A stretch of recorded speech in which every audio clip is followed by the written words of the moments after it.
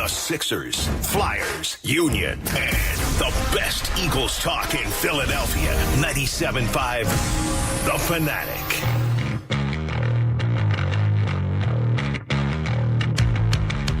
Well, a crappy Monday morning, Philadelphia. I'm Andrew Salchunas. It's the Midday Show, 97.5 The Fanatic, reacting to an absolute beatdown. A beatdown. 49ers lose 42, or sorry, the 49ers beat the Eagles. The Eagles lose 42-19 yesterday. They fall to 10-2. Niners now 9-3. Eagles still in first place of the NFC, still in first place of the NFC East. We're not having that conversation right now. All right, we're reacting to this game. And that game yesterday was absolutely terrible. Now, I want to remind you with something I said last week. I said last week that I would not have been shocked if the Eagles were to have lost that game. All right, and here's why. The Eagles were playing the 49ers after playing the Chiefs and Bills in ridiculous kinds of games. Down 17-7 at halftime in both of them. The Chiefs game, the emotional come-from-behind win. The Super Bowl rematch, if you want to call it a rematch or not, because it was a regular season game, whatever. They come from behind. They get the win. The following week against the Bills, the exact same thing happens. You're down 17-7. You look like you don't have a prayer. They come from behind. You have the incredible drive to get to the 60-yard field goal. Jake Elliott ties it. You go into overtime. You win it. Defense plays 92 snaps. The Eagles were winners of 5 straight games.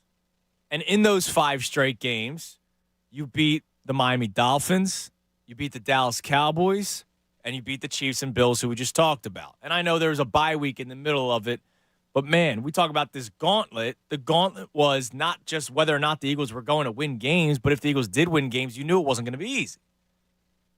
But my official prediction during the pregame show yesterday was Eagles win 24-23. I thought it was going to be a hard-fought, emotional game. And it was emotional from the jump, right? The 49ers players, they enter the field. They run through the Eagles' defensive back warm-ups, and that's when you already started getting a little bit of chippiness on both sides. Well, the game was hard-fought and emotional for the first quarter when the Eagles were up 6-0. And the Eagles did a great job defensively stopping that 49ers offense to the tune of negative yards. All right, they started the second quarter behind the line of scrimmage in terms of total yardage. And then the rest of the game was all 49ers. And one of the other things I said last week, I said to you, if they were to have lost this game, I would not have panicked because of this gauntlet, because they had won 5 straight games, because of the level of competition that they had to play against. And so at some point, it was going to get to them, especially when you played 92 snaps defensively last week when you're banged up already in the middle of the field. But as I always say, keep that same energy, bro, right? I always say, keep the energy. Last week I said the one thing that would really kind of bring me down, the one thing that would really make me worried about things moving forward for the Eagles was if they were outclassed. And that's exactly what happened yesterday. They were completely outclassed by the San Francisco 49ers. I know they're banged up over the middle of the field. I know they're playing their special teams ace, Christian Ellis, at middle linebacker because they're down the Kobe Dean and Zach Cunningham. And we're now hoping for a potentially washed Shaq Leonard to pick the Eagles over the Cowboys because that's how desperate we are. But after that, what was the excuse? Because there is none. They got outclassed. You know, this doesn't mean that this season's over. It doesn't mean that if these two teams meet back up in the NFC Championship game or another round in the NFC playoffs that the season's over. No, it doesn't mean that. But they got outclassed yesterday. And that's something that moving forward you're going to have to kind of be worried about. Because the San Francisco 49ers, yeah, they lost 3 straight games at some point this season. We know that. But we also know how dominant this team could be when they're clicking on all cylinders. One of our topics last week was whether or not the Eagles had another gear. Well, last night was one of those games where you needed to show that extra gear, and they never did, except for a couple of defensive stops in the first quarter of that game. And I said last week, I did not think that they had another gear. And that I think that that gear that they're in was still going to be good enough to win the Super Bowl because of how flawed the rest of the NFL was. Well, you saw the San Francisco 49ers yesterday go into another gear and completely beat up the Eagles. It made the Eagles look like little brother. And that's something that's going to strike fear upon me and will probably strike fear upon a lot of Eagles fans the rest of the season. Do I think the Eagles could still go home with the 1 seed? Absolutely. This makes for a much tougher matchup against the Cowboys this weekend. But if you handle your business against the Seahawks, and then, of course, you take both games against the Giants and one against the Cardinals, you should still be on top of the NFC East. You should still be on top of the NFC. And so if you can do that, well, I hope there's coaches right now working at NovaCare, putting together a game plan for the next time you play the San Francisco 49ers, because it seems like it's destined for these two teams to meet once again. Another thing based off of last week, or yesterday, and we talked about this last week, that narrative that I thought was absolutely ridiculous. I thought you were a lunatic if you believed it. And I did still see that messaging on social media yesterday. Said, oh, man, what a tough day. The Eagles fell from first place to first place. Yeah, it's still true. They are still in first place.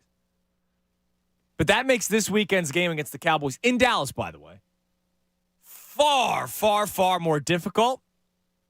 It increases the level of pressure that the Eagles will be facing. And it just makes things a lot more interesting in terms of this 1 seed, in terms of the NFC East. Because losing yesterday, and again, I heard this last week on the radio station. Last week, people were saying, well, if you lose the 49ers, you're still a game up of San Francisco. If the Cowboys beat the Seahawks, you're still a game up ahead of the Cowboys. All that is true. But your one-game lead, the 49ers, they now have the head-to-head record. That's the first tiebreaker. If you're tied in terms of overall record, they have the head-to-head matchup. And then with the Cowboys, yeah, you took game one, but if you lose on Sunday, that means you're now split, and it's going to go to the next stage of common opponents, or obviously NFC standings will be one of them. And the Eagles have that edge right now because they've only lost once so far in the NFC. And if the Cowboys were to beat them on Sunday, they would only have 2 losses to the NFC, whereas the Cowboys have 3. But losing last night starts what could be a domino effect for the Eagles, potentially losing the 1 seed and maybe not even winning the division. I'm still not going to that stage just yet. But the most alarming thing yesterday was the fact that you were outclassed yesterday. And, all the talk about it doesn't matter if you're down at halftime, you can come from behind. I mean, think about all the conversations we had last week. Is there another gear? Can they win this kind of way? Is this style of winning sustainable? And I said no yesterday during the pregame show against teams like the 49ers. And you're down 14-6 at halftime. And no, they couldn't come out in the second half and all of a sudden play better than San Francisco. The 49ers scored 14 points in 3 consecutive quarters. They beat the doors off the Eagles yesterday, 42-19. The play was terrible, quarterback on down. The coaching was terrible from Sirianni to the coordinators. Basically conceding the game on that 4th and 2 punt. There are a million things yesterday to take away where you go, all right, now I'm starting to get a little worried today. So here's what we're going to do. We're going to react to it for 4 hours. For 4 hours, we're going to talk about this game yesterday. Outclassed is the word that I'm going to use for 4 hours today. I want to hear from you, 610-632-0975. Is yesterday's game, and remember, we talked about this last week. I'll ask you the question right now. Was last night's game the tipping point for you? Because I think a lot of people were on edge. They barely beat the Cowboys. They barely beat the Chiefs. They barely beat the Bills. And then they get obliterated like they did last night, which is true. But so many people were refusing to celebrate the victories over the Cowboys, the Chiefs, the Bills. And I think a lot of people had last night circled. That last night would be the game that you would determine your overall confidence with the Eagles. And when it came to that, test, they failed miserably. I always talk about C's get degrees. That's how I'm sitting in this chair today. That was an F. They didn't come close to a C. There's no curve. They're not getting rounded up. They failed yesterday. So for a lot of you, last night was a test for you to determine how confident you are in this team moving forward, whether or not they're a real 10-1 team, now 10-2, but whether or not they're a real 10-win team. So I'll ask you, and I'll give you more thoughts on this on the other side, but I want to ask you, this is your homework assignment today at 610-632-0975. Was last night the tipping point for you where you are now all of a sudden in a much more darker place when it comes to the Eagles? We'll take your calls. And the messaging that I saw on social media yesterday, something that I do need to kind of shut down because it is something that bothered me, and it's kind of in response to the question of the day anyway. But was last night's game the tipping point for you where you're now a lot more doom and gloom and you were realizing this is why I wasn't happy the last couple of weeks? It's a Football Monday. Football Mondays on the Fanatic, presented by Pierce Phelps, Bryant Heating and Air Conditioning Contractors. Visit opayBryant.com for flexible spending options and a new heating and cooling system. Also gets race thoughts on this side as well. All right here on 97.5 The Fanatic. Fanatic Sports Update. Outclassed. I'm Ray Dunn. This update is brought to you by Macy's Backstage. Will you find it?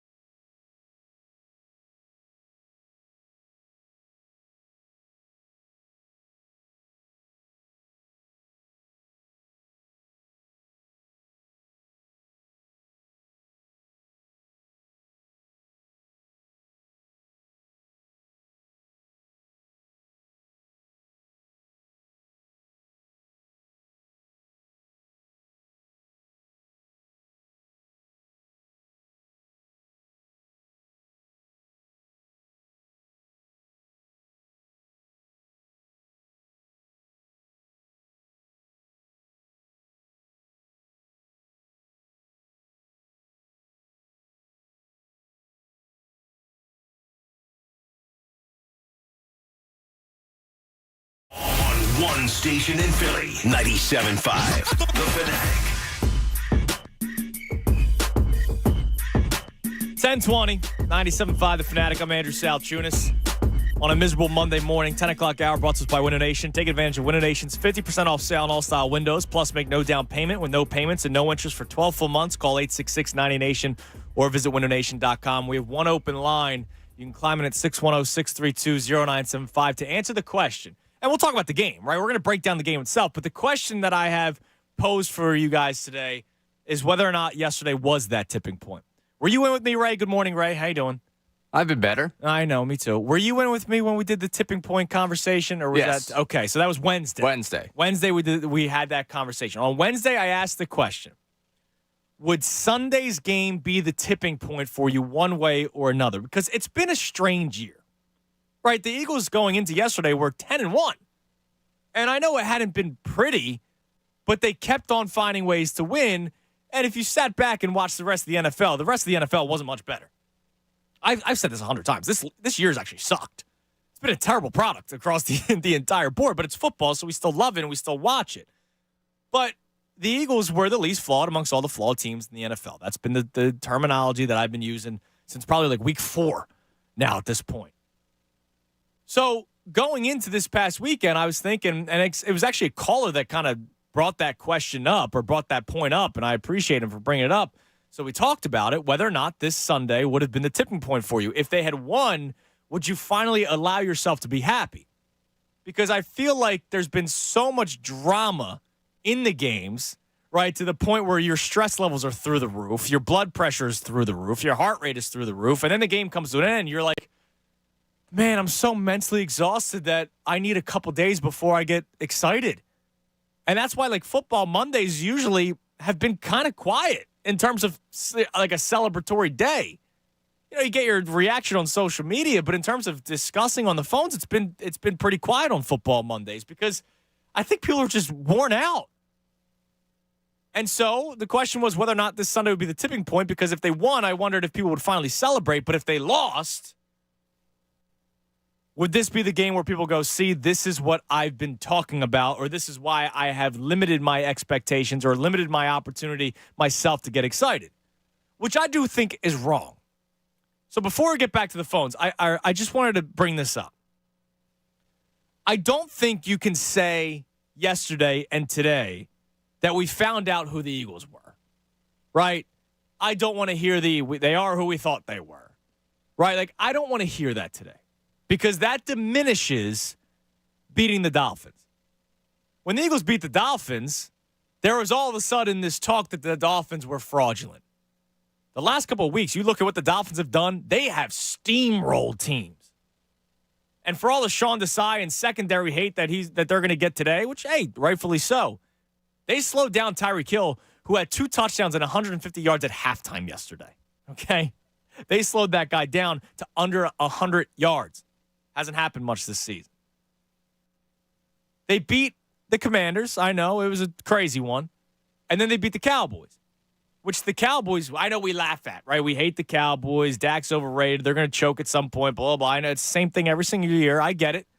They're a very good football team. A football team that I believe will finish one game behind you in the NFC standings. I said that when the freaking schedule came out, and I stand by it. That's a very good football team in Dallas. The Eagles are just slightly better. And that's why the Eagles win the division, and they'll snap the 18-year streak of no back-to-back winners in the division, in the NFC East. But you beat the Cowboys. That was a good win. The beginning of the gauntlet. You go into the bye, you come out of the bye, you beat the Chiefs. Yeah, you came out of the bye, so did the Chiefs. And we know Andy Reid and the history of him coming out of the bye week and how successful he is. And, oh, by the way, it's Patrick Mahomes and Travis Kelce. I know the receivers are trash in Kansas City, but it's still Patrick Mahomes. He can make do. And that defense, by the way, is one of the best defenses in the NFL this season. It's not the Chiefs of a couple years ago where it was all offense and they held on with a thread defensively. That's a good defense, and you beat them. And then the Bills. I know Josh Allen's been a mess this year. Look at Josh Allen since they fired their offensive coordinator. He's played much better, and he played great against the Eagles. And yet the Eagles came from behind and won and got stops when they needed to. They had the interception by James Bradbury when they needed it. So I think it's unfair to say, this is the team I expected. This is the team. This is why I haven't gotten excited. This exact game right here. You could be miserable today. I'm miserable today. And I'm worried that the 49ers outclassed the Eagles. But I don't think the Eagles being outclassed yesterday means all of a sudden that they are a fraudulent 10-2 team. They're not the Minnesota Vikings from last year, for crying out loud. They have beaten very good football teams this year, and 4 of them, Dolphins, Cowboys, Chiefs, Bills, were in a span of a 5-game winning streak, which is why I wasn't going to be surprised if the Eagles lost yesterday.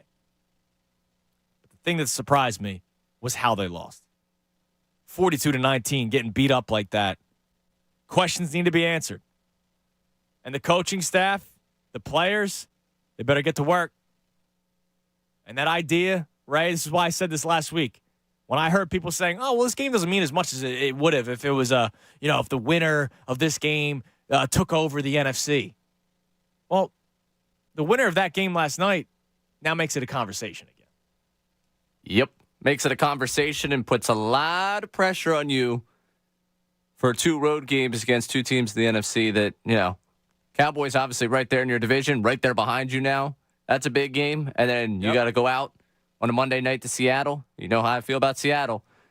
It's a pressure-packed couple of weeks before you get to the cushion of the end of this season. And, oh, by the way, you're not just playing Dallas and Dallas. They're now also coming off the mini-bye, too. Just like San Francisco had a 10-game, 10 days off because of the Thanksgiving game. The Cowboys played Thanksgiving and again this past Thursday, so they had 10 days again to prepare for this Eagles game in their home turf where there won't be a weather factor, right? So their preparation is for an indoor stadium for 10 days. So, yeah, it makes for this game much more stressful. And, we'll talk about it as the week goes on. But today we're reacting to the Eagles' loss to the 49ers. The question, was yesterday's game a tipping point for you? Last week we talked about would it be a tipping point one way or the other. But because we know the result and the beatdown that it was last night the tipping point for you to say, all right, maybe this Eagles team is not who I thought they were. Or maybe this is why I kept myself from getting too excited. Let's go to the phone. Let's go to Joe in University City. Joe, you're on the Fanatic. All right, hello. Yeah, man, yesterday was kind of hurtful, man. I'm gonna be honest with you. It was a revelation. It really showed me that piggyback off what Tom Brady said about how so much mediocrity is in the NFL. I really believe right now, after watching yesterday's game, the only good it's gonna hurt me to say this, the only good team in the NFL is the 49ers. All right, well, what were you saying when they lost 3 straight games? Oh, because I know how it is for us when we don't have Lane Johnson and we look like a completely different team without Lane. I remember Carson Wentz went 3-0, and then once Lane went, it was like a domino effect. It just all went downhill. And I just believe that's what it is with the 49ers. And back to what I was saying about 49ers being the only good team, and it hurts me to say this, but I just think every team in the NFL right now are only valuing the quarterback. Every team is just a quarterback and a receiver. Every team. If you look at every team in the NFL, it's just a quarterback and a receiver, a good receiver, and the trenches on both sides. I mean that's something across the NFL. Yeah, but I just think we value the quarterback position so much. That's why you see all these quarterbacks getting these record-breaking contracts, and we're not focusing so much on the rest of the team. And that's if you look at the NFL, this is what mostly all the good teams are just a quarterback and a receiver. For the exception of the Chiefs, is just a quarterback and a great tight end. But that's really all it is. And if you look at the 49ers, they're the only team that said, you know what, we're not going to be like the rest of these teams. We're going to get a very cheap quarterback, but really get all the other. Well, Jalen Hurts was a cheap quarterback until he got paid, but this roster was already put together. Let's face it, the Eagles roster's good, right? Like, I know the secondary was gashed, and maybe they're getting old, and that's something to be concerned about, but look, I can't all of a sudden say that them falling from 10-1 to 10-2 is all because they paid Jalen Hurts. No, it's not that. It's not that. I'm not saying that. I'm saying, we're a great team. We have a great collection of pieces. I just don't think our defense is really, valued like we value our offense. Because, listen, let's be honest. Yesterday, you've seen so many wide-open players. It was unreal. It's like if we didn't create any pressure, Purdy had all day. Players were like 4 feet apart from each other. And that's where they do value the defense. And thanks for the call, Joe. I appreciate it. Where they do value the defense is the front. And that's been since Andy Reid and Joe Banner, right? That the Eagles put their money in the offensive line. and the defensive line. And I do still think that is an appropriate tactic to make in the NFL to try to build a winning team. You win in the trenches, right? You've heard that a million times. But the problem is when you're not getting home, as you mentioned, which, by the way, has been the plan of attack against the Eagles defense. I know the Eagles are 10-2, but the plan of attack for the majority of the 12 games so far this season has been get the ball out quick. And the 49ers are built to do so. The Commanders, I've said this both times against the Commanders, and Ray, you could be, my witness here.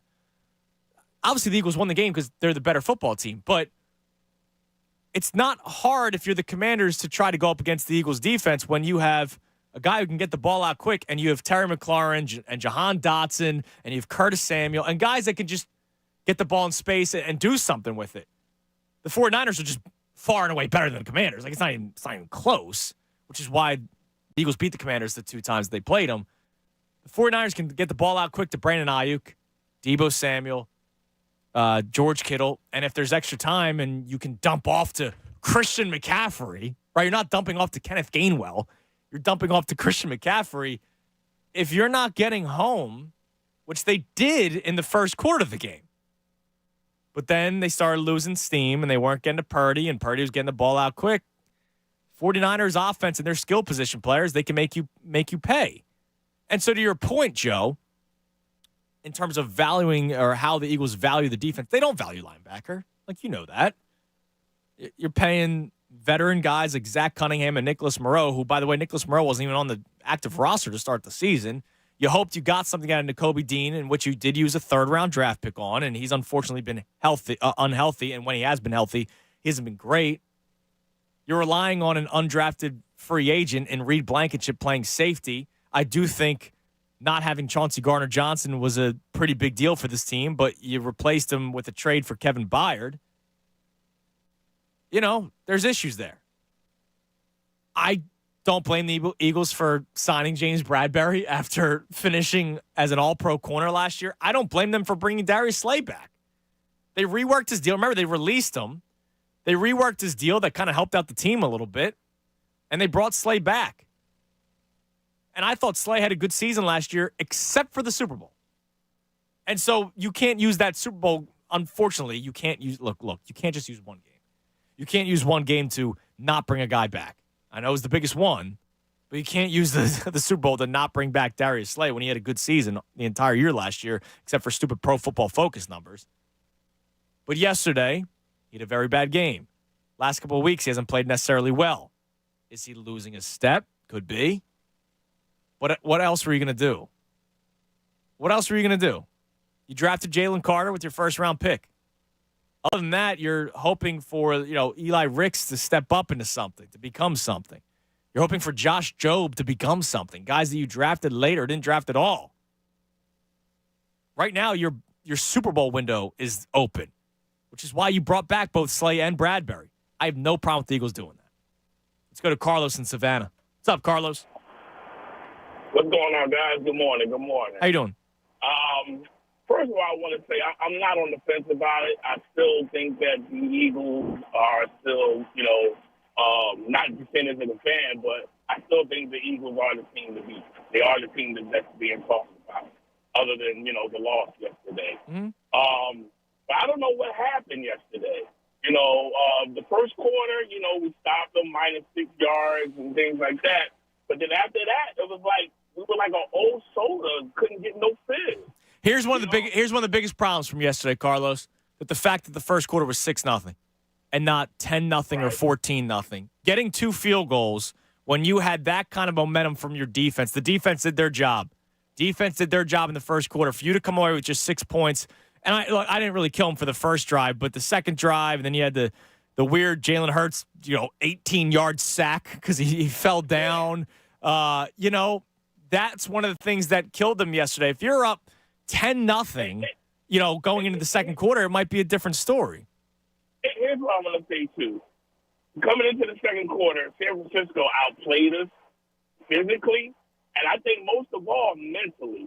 I think they got into the Eagles' head mentally. I mean, they couldn't get it right. They couldn't stop the run. I don't know what the stats were as far as the yards after the catch, but we couldn't tackle. We could not Yeah, the tackle. tackling was a Couldn't problem. understand And our line. that's The tackling when was horrible. and that's when teams like the 49ers, who have so much skill all over the place, like a guy like Deebo Samuel, who, look, I think Brandon Ayuk is actually a very good wide receiver, and Deebo Samuel is a really good gadget guy. But when you scheme up a game like that for Deebo Samuel, and you're catching the ball in space, and you're getting good, I know it's the screenplay, the non-wide receiver offensive pass interferences. When you're working it, when you're executing it, he's a guy that's a troublemaker when he's in space. Yeah, and then we got Dallas next week, and I want to say this about Dallas, not just because I'm an Eagles fan. I'm not really worried about Dallas. Yeah, they've been winning, but look at who they've been winning against. They've been winning against teams that are under 500. I know. You know? I know, So Carl. You're not. They're still a prolific team, but I'm not too worried about them. All right. Well, here's the deal. You know? Here's the deal, and Yeah. I appreciate the call. I can't sit here and say I'm not worried about it. I get what you're saying. You're not wrong. We've joked about it, right? That the Cowboys are, as Pat Egan says, the sixth grader beating up on the fourth grader, right? They are just running up the score against lesser opponents. They really are. And then when it comes down to it, they lose to the Eagles. They lose to the 49ers. That's 2 of their 3 losses this year. The other one, of course, was the Cardinals, which was hilarious. But the Cowboys are a good football team. Whether it's internally, right? Like the fabric of the Dallas Cowboys, I know they've been irrelevant since the 90s. The talent is there. We know that for a fact. The talent is there. If you check out your FanDuel Sportsbook app today, Dak Prescott now the favorite to win MVP this year. He's having a very good season. It's not just Eagles, Cowboys. Oh, look at who they've played against and look at who we've beaten. That is all true. It's there. But the fact that you're now going there and the pressure is on you to win this game, because if you don't, you're now tied for the NFC East. Tied. The only thing you got going for you is the fact that you would only have one less loss in the NFC. With a game against Seattle looming, 2 against the Giants, 1 against the Cardinals. And I talked about this last week. I'll say it again. We talk about the aging players in the secondary, aging players on the line, both sides of the ball. You don't think they'd like a nice week off toward the end of the regular season? Not just bye week, winning the one season, but also a week off in terms of that final game of the regular season, an unnecessary game where you let Tanner McKee start or Marcus Mariota start and McKee play the second half. Yeah, I think guys would like that. So I can't say that this game, I'm not worried about it. Bleep Dallas. Maybe I'll get to that point on Friday. Chesty Chunas Friday. Right now, no. That game's a lot more bigger than what we thought it could have been if the Eagles took care of business yesterday. They didn't just not take care of business yesterday. They got outclassed. Let's go to Bronco in South Philly. What's up, Bronco? Hey, how you doing? Good, man. How are you? I wanted to call, and I just wanted to talk about how I feel like this team's been winning in spite of coaching on pure talent and will with the locker room. I can give an example if you give me a second on Brian Johnson. I'm not a big fan all year, and I have friends and other people, other Eagles fans tell me, no, we're winning. But I see this guy run the same 6 to 10 plays, flip him like he's playing Madden left to right, and never putting these guys in a position to win. I'm going to give you a couple examples. One, when we played Kansas City, we had that game locked up, and we were on, the 30-yard line, 1st and 10, and we go 3 run plays the first time in the whole – and punt the ball back with 1:30 left. We punt the ball back in the fourth when we should have just been aggressive and got the first down and ended the game. We could have kneeled down and victory formation. And then against the Bills, we go down. We're on the 40-yard line on their 40 with 40 seconds and 1 timeout, and Brian Johnson decides to run 2 back-to-back QB draws for no gain, then gets a penalty and a sack, and then forces our talent, once again, which I said we're winning on talent. If we don't have a kicker that can kick a 60-yard field goal, we don't win that game. Right. But once again, we're winning in spite of coaching. This coach is not putting this team. So, for example, we just played the Niners yesterday. Mm-hmm. Like you said, the defense did their job, right? They got 2 big stops, minus 2 yards. The team drives downfield, and we get no points in the red zone. We should have been up 14-0. Then that game would have. Yeah, but here's the deal. I can't blame Brian Johnson for Hurts slipping and losing 15 yards. So let me ask you a question. You watched the game. I mean, the wide receiver combinations are routes are bland. I mean, you're talking. I mean, I'm not a big RPO fan. I'm a big NFL pro style offense, but I mean, you don't have two tight end sets. You don't have play action from under center. I mean, things you don't play smash mouth football. I mean, Well, your two tight end set right now would be Jack Stahl and Grant Calcaterra. Yeah, but you don't see it much all week. You don't see it much all year. I mean, Brian Johnson. I mean, he doesn't even. Last year, I'm not an RPO fan, but the RPO was our bread and butter. And I'm not even an RPO fan. I'm more of an under center. No, and last week against the Bills, when you had to come back, they got rid of the RPO and they let Jalen Hurts do traditional dropbacks and just hand the football off. And that's when the offense really seemed to be moving at its best. Look, I'm not sitting here defending Brian Johnson. I'm just pointing out the fact that Jalen Hurts necessarily didn't have a good game yesterday either. And I appreciate the call, Bronco. He didn't. You can't fall down and lose 15 yards. It's like the Super Bowl last year. I don't kill him for it. It was fluky. You can't just drop the football and then it get returned for 6, right? Like that stuff can't happen. Now, I'm not killing Jalen Hurts for that. Jalen Hurts played the best game of his life in the Super Bowl last year. But there's little things that just can't happen.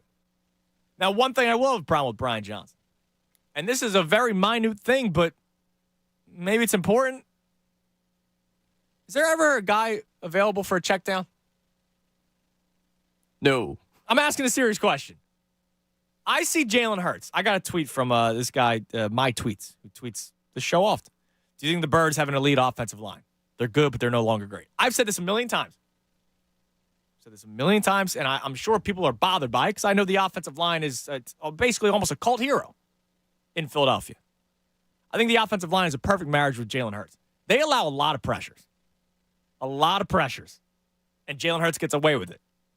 They also continue to block, which helps Jalen Hurts, right? Like, I think it's a perfect marriage. If they had a quarterback that couldn't move, I don't know how good the numbers would be. I'll be completely honest with you.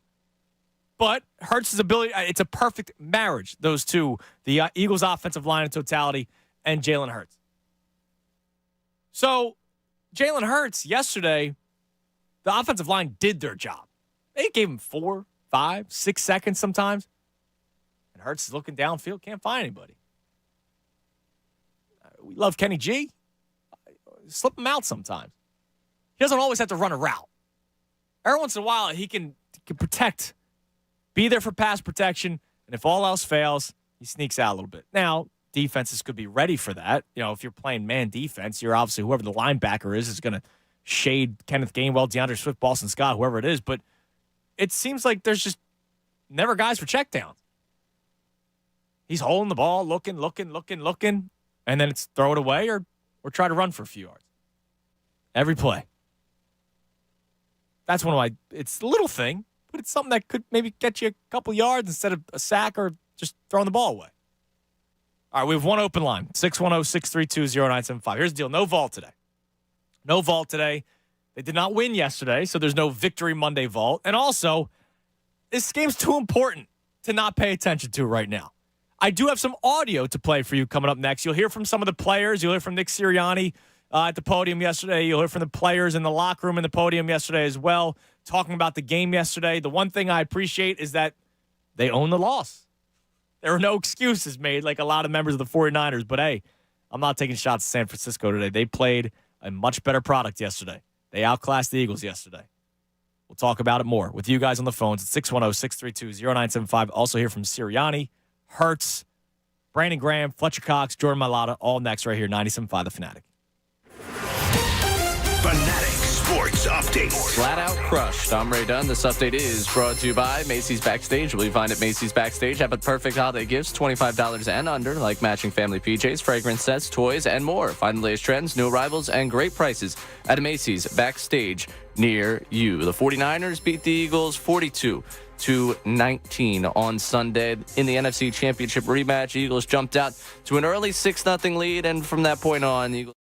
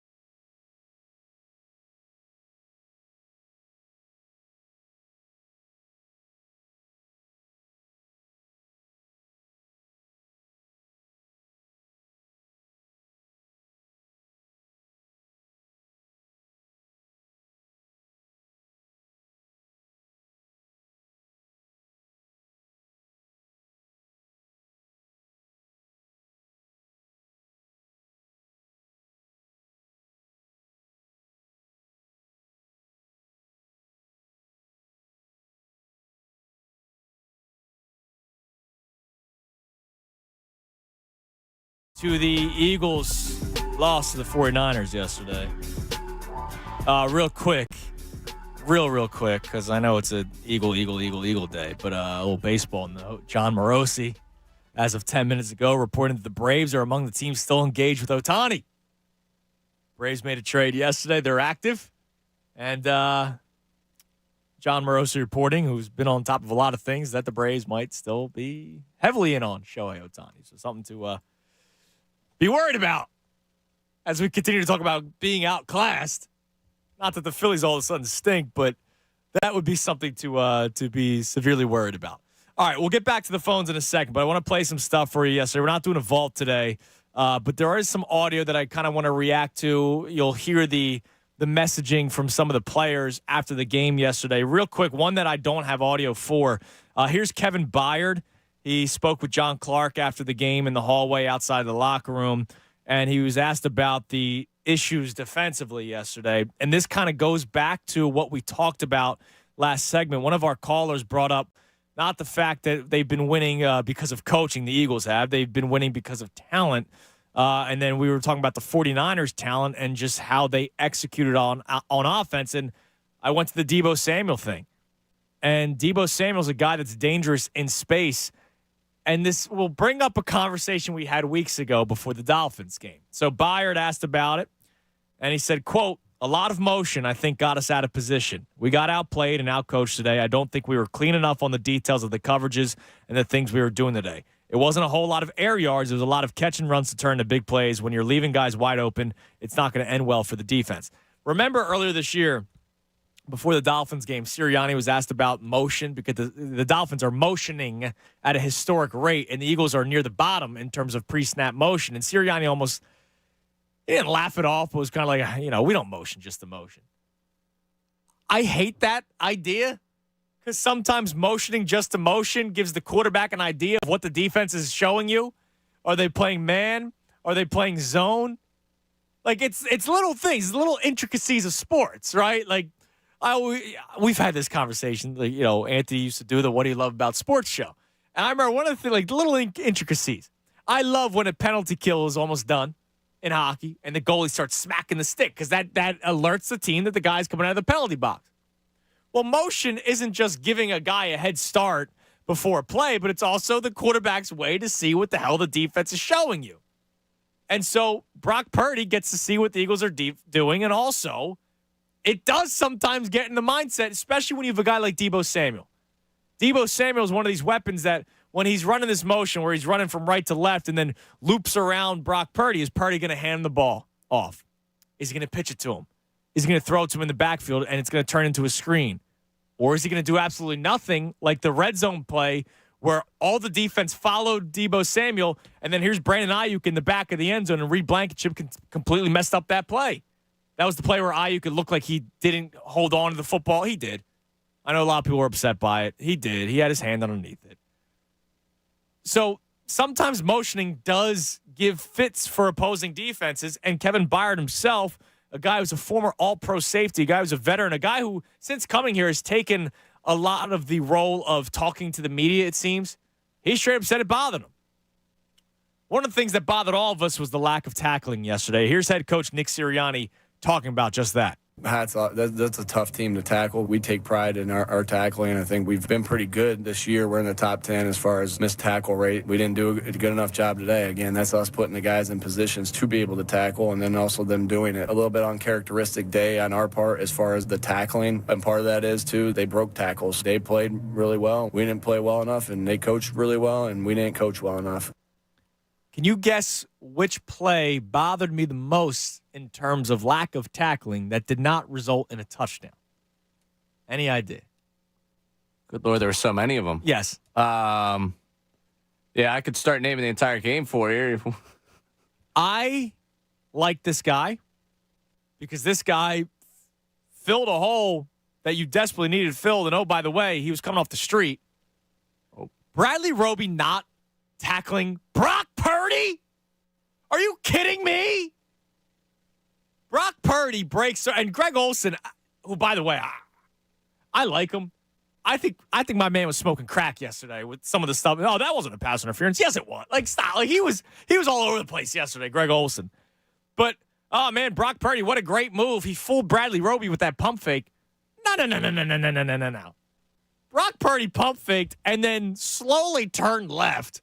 It wasn't even a juke. He just turned to his left. It's like the Titanic. They couldn't figure out that there was a glacier approaching. Iceberg.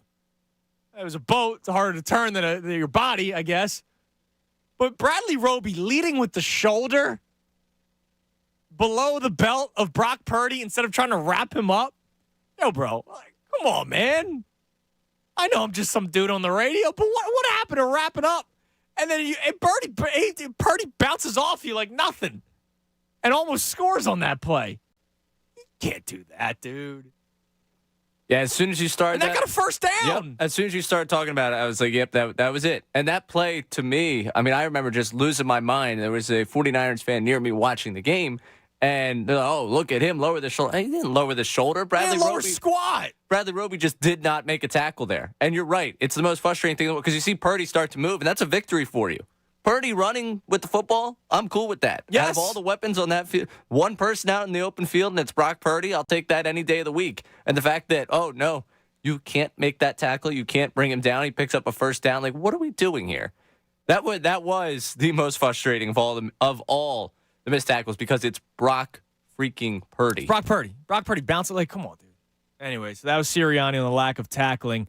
Jalen Hurts, I know it's typical Jalen Hurts, but one of the questions that all the players were being asked about was how are you going to use this game moving forward? Here's his response. Win, find ways to win. That's always the mentality. That's always the approach. And I think this is a moment where you go back and you reflect on it, you learn from it like every win, and, you treat them all the same. When you win or when you lose, it's about what can I learn from this? The process remains the same in terms of how we respond and how we approach it. Just have to be self-critical, as we always are, and analyze everything as it's supposed to be and respond. I don't think the Eagles stink, okay? I don't think the Eagles got exposed yesterday. I don't think the Eagles are all of a sudden a terrible football team and they're fraudulent like the Minnesota Vikings last year and they're going to lose in the first round of the playoffs. If they even play in the first round of the playoffs, they might have the bye still, right? The Eagles might still have the bye. I don't think they're going to lose to some far lower seeded team. They got outclassed yesterday, but it didn't mean that the season's all of a sudden over.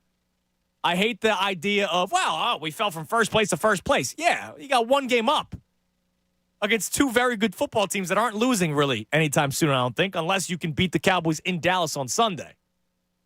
But it's not like yesterday ended the year. So there are things to work on. They can get better. They were 10-1 going into yesterday. But they did get outclassed yesterday. You'll hear from BG and Fletcher Cox in a little bit. But let's get to a couple of calls. Let's go to Chris in Texas. Chris, you're on the Fanatic. Hi, good morning. How you doing, my man? What's up, Chris?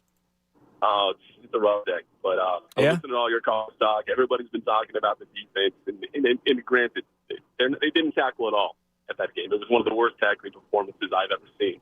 But I'm more willing to think that Desai, being a seasoned defensive coordinator, and I've seen it this season, is willing to make changes. And I think that will get cleaned up. I'm just more concerned with just the general philosophy of this offense and the lack of running game. My two favorite games this entire year has been the Minnesota game and the Washington game, just because it was the only time that I really saw the offense lean on Swift. And for a while there, I thought he was injured. I was like sitting there thinking, right, there's no way. How is he not in this game? And it's just one of those things to where I'll tell you right now that if we don't find a way to establish a running game next week in Dallas, we're going to lose that game.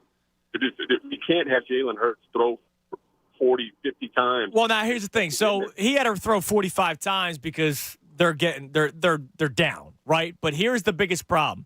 First half, when you weren't down big and you could have established something. And, oh, by the way, your first two drives got you a total of 6 points because you got 2 field goals.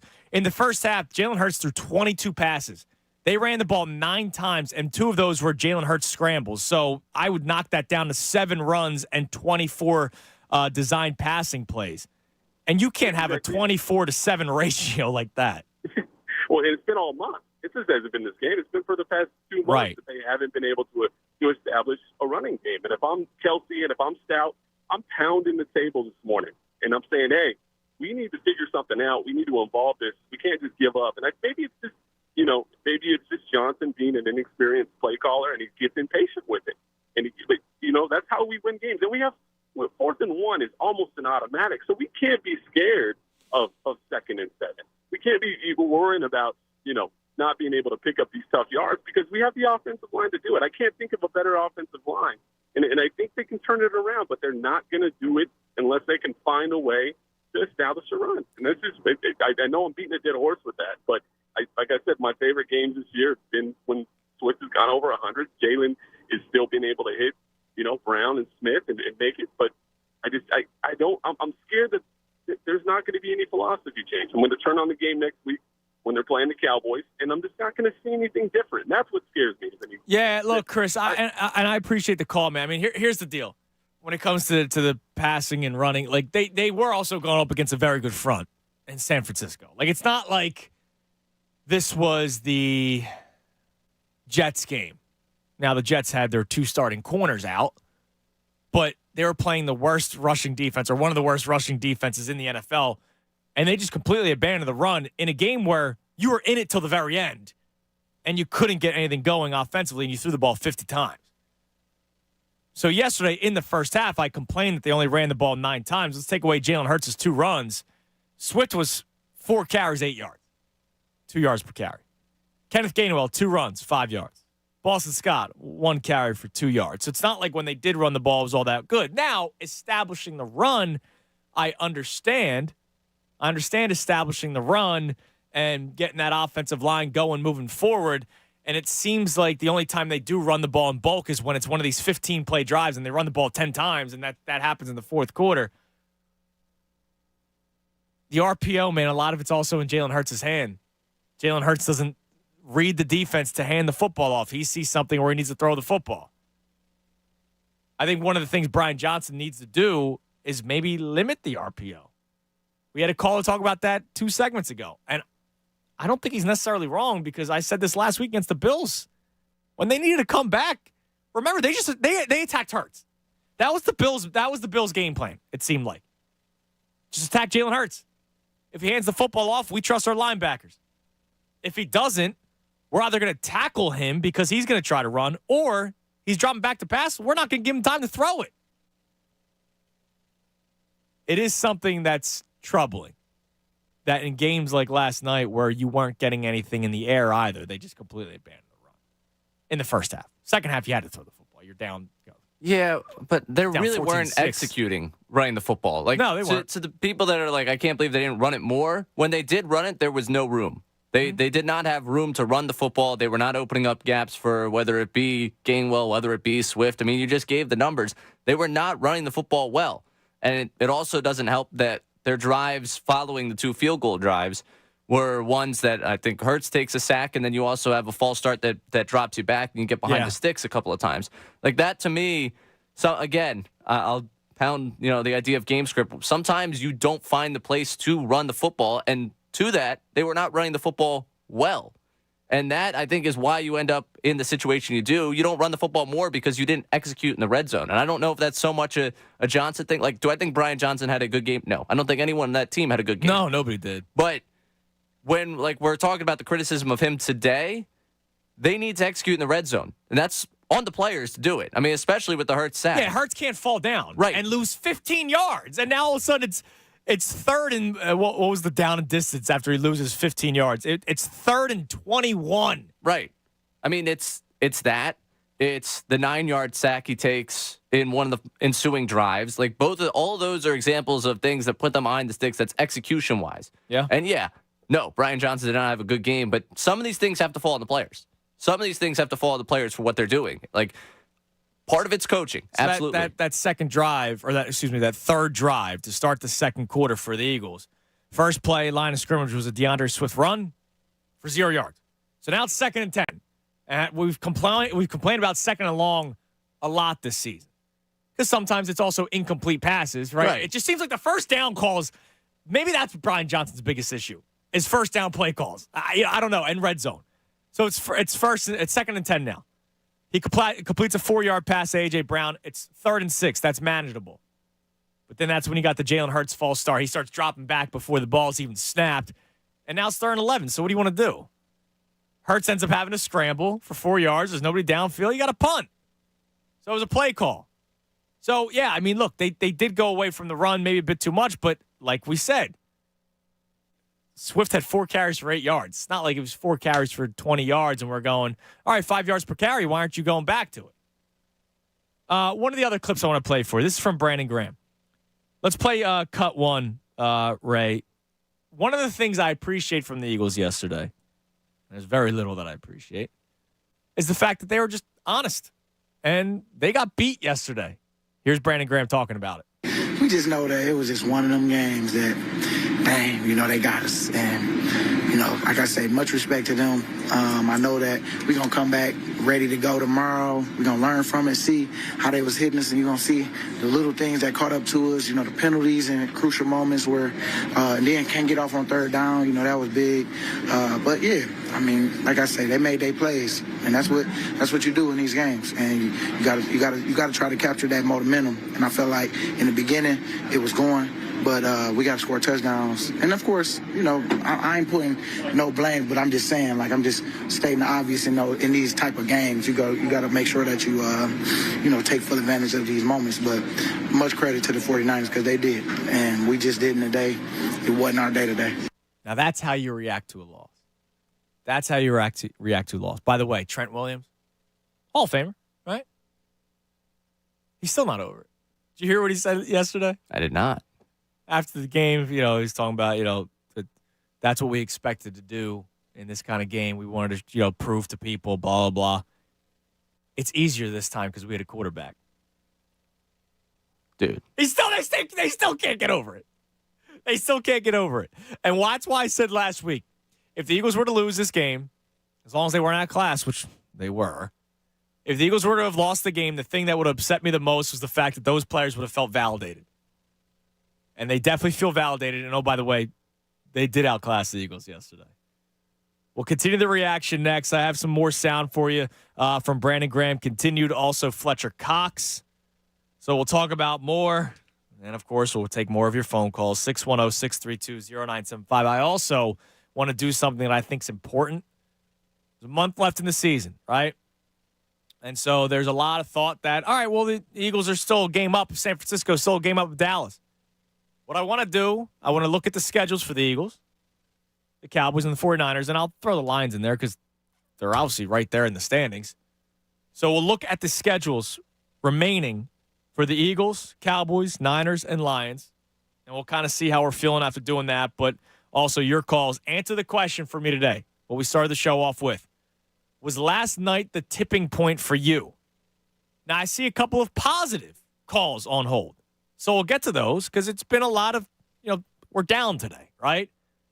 But was last night the tipping point for you? I know a lot of people were keeping themselves from getting too excited about the Eagles, which I thought was wrong. And that's why, I was excited the last couple of weeks. I don't think they're now all of a sudden a fraudulent team like the Vikings last year. But was last night that tipping point for you where you're saying, all right, this is the team I thought they were going to be. They were exposed. They were outclassed. They're not going to win anything this year. Did that happen to you last night? 610-632-0975. Manager Sal Tunis taking until 2 o'clock right here on 97.5 The Fanatic.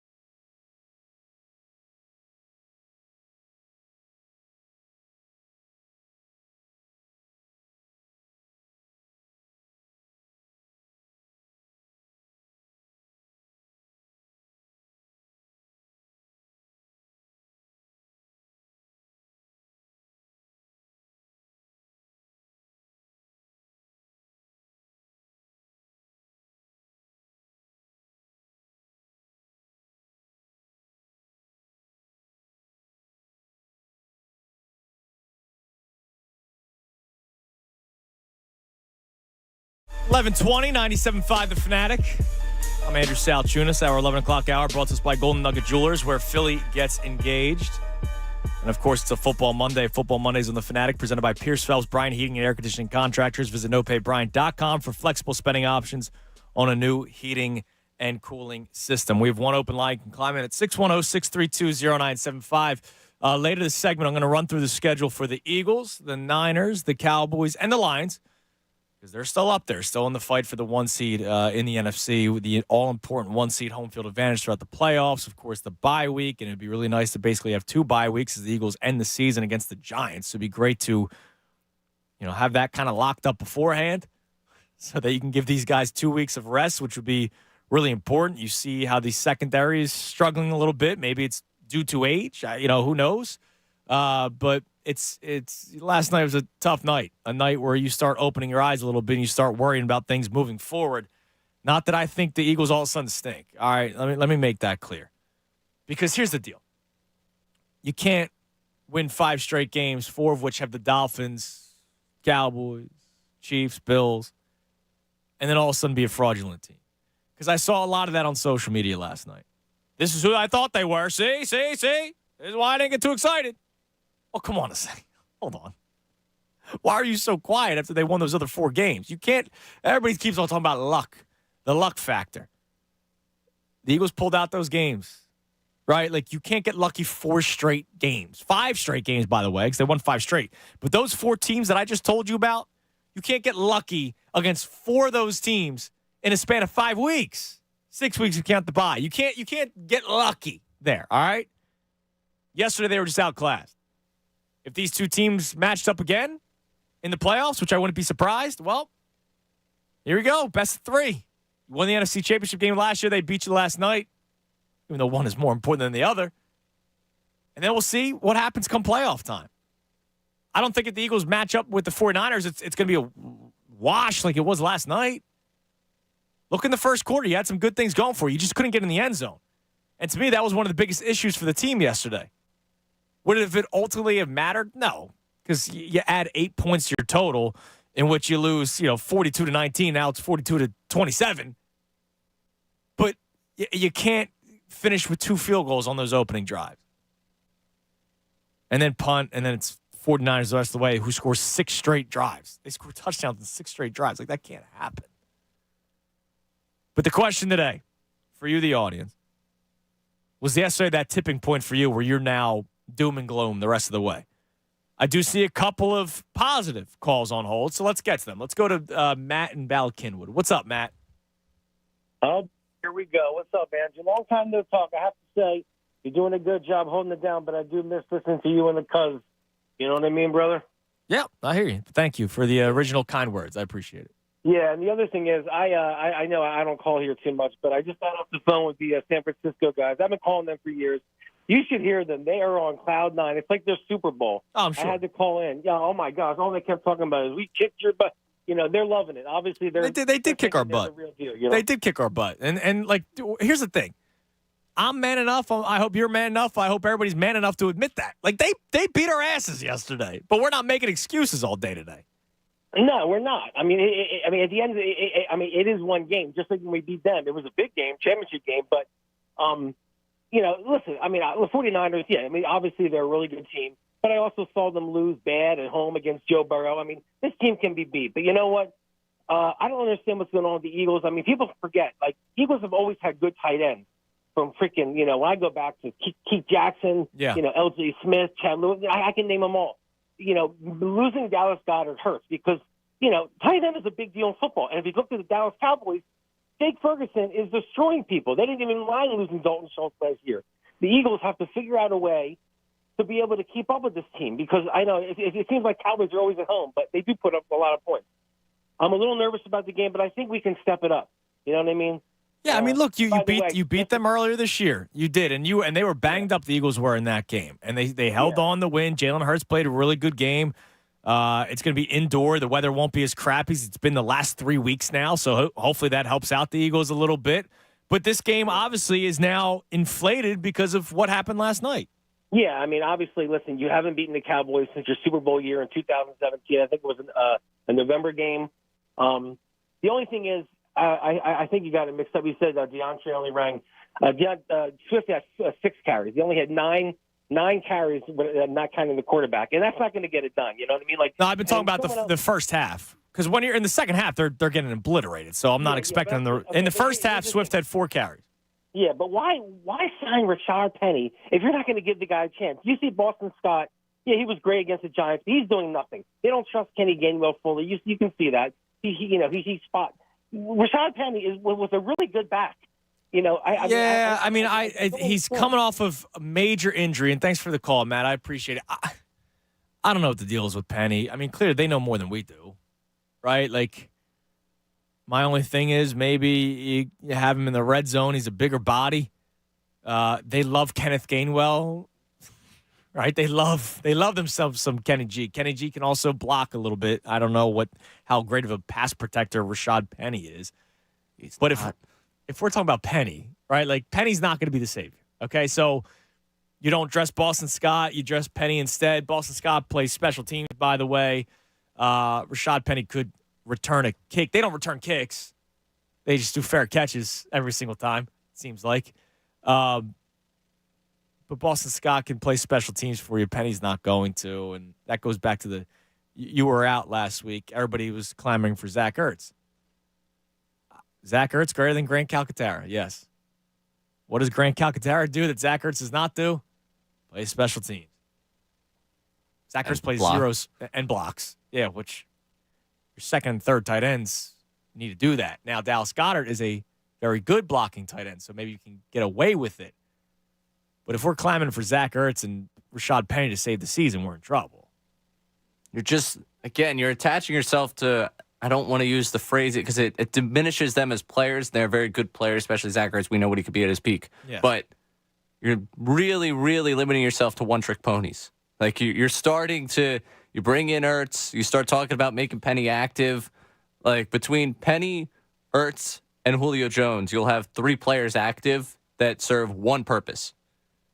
Just one purpose for you. If you think that's greater than everything that the other guys are doing just because you think that the upside of them is better, I can see your argument on that place, and I can see where you're going with it. I wouldn't be upset if they brought in Zach Ertz. But he is, at this point, very much a one-trick pony, and that one thing he does well, he doesn't do it as well as he once did. Yeah, I mean, and by the way, we talk about health. The guy has not played a full season in years. Right. Years. Plural. Right. Again, I'm not against bringing the guy back. I'd welcome him back. I think, especially given the situation they have at tight end, but I can absolutely see the argument for saying, no way, close the door on the guy. Like, I'm a no way at this point. Okay, that's fair. I mean, I'd welcome him back, but I'm a no way. I'm still, pro Shaq Leonard, even though I know Shaq Leonard's not going to save the season. He's just better than probably Christian Ellis. Linebacker, if you're Shaq Leonard watching the linebacking room of this weekend, if he really was sitting back and watching football this weekend, and that was, he was, if you look at the Eagles, you look, okay, well, immediately I'm going to have a massive impact because that was a just disastrous, and again, disastrous across the board. But linebacker play in that game, goodness. I mean, the middle of the field was a disaster. No, it was awful. It was awful yesterday. And again, Deebo Samuel gets in space, and the rest is history. That's why the guy had the game that he had yesterday. I mean, it was crazy. Here's Deebo Samuel's line: 4 catches for 116 yards and 2 touchdowns. Unbelievable. I'm guessing this is G Mama. So a little bit of confidence here. What's up, G Mama? Hey guys, how are you? Good. How are you? How's your family? Good. Good. Everyone's good. Yeah. Beautiful day. So here's what I have to say. I'm with friends of mine. Say hi to my friends. Hello, friends of G Mama. So you can't be fraudulent at 10-2. And on any given day in sports, you know how it goes. I remember a very long time ago, the Vikings had a total win year. They didn't lose one game. They went to the Super Bowl and couldn't do anything. So things happen, but it doesn't mean that you're fraudulent. Right. I mean, I think the fraudulent term is like a team. So you mentioned the Vikings. The Vikings last year won 13 games, but nobody really believed in them come playoff time. And look what happened. They lost to the Giants. in the right. first round. I don't think the Eagles are the Vikings. Maybe not. Maybe the term fraudulent is not fair, but I'll say this: they're not the Vikings of last year. The Eagles. Well, not even close. And they've still got lots of tools in their toolbox. They're tired. The 49ers had a lot of rest. 10 People days. have to think of that. Yeah, but now here's the problem. Dallas will have 10 days rest this weekend. Yeah, but I don't think Dallas is in the same category as the 49ers. No, don't think they not have in the as same many category things the up their 49ers, but look, they have a lot of talent on that team. I mean, this is not going to be an easy game. It wasn't an easy game last time the two teams played. No, but they're going to be okay. That's what I say. Think of that, Andrew, next week. All right. I love your confidence, G-Mama. Thank you. We're going to be all right. See? Look at that, man. You never The know. artist? Yeah. No, I don't know the artist. Kendrick Lamar. Kendrick Lamar. Come Duh. on. At least I know the song. Yeah. That's all that matters. Proud of you on that. I like the reference. I hope that we're going to be all right. Oh. It's not going to be. I mean, look. Just had to call Matt from Ballackin to talk about it. Like, the Eagles don't sweep the Cowboys. Right? They don't sweep the Cowboys. And that's why I go back to what people were saying last week. Man, this Eagles-Niners game doesn't mean as much because the Eagles have a 2-game lead, and if they were to lose, well, they still have a 1-game lead. Okay. With many games left. So let's look through it. Eagles schedule. We have a couple open lines. You climb in at 610-632-0975. Eagles take on the Cowboys Sunday Night Football. God forbid you lose. All right, God forbid you lose because the 49ers, they play the Seahawks. I don't see the Seahawks going into San Fran and being the Niners. The only way they possibly could is the fact that you just played them. The Niners just played the Seahawks on Thanksgiving, in which the 49ers destroyed them.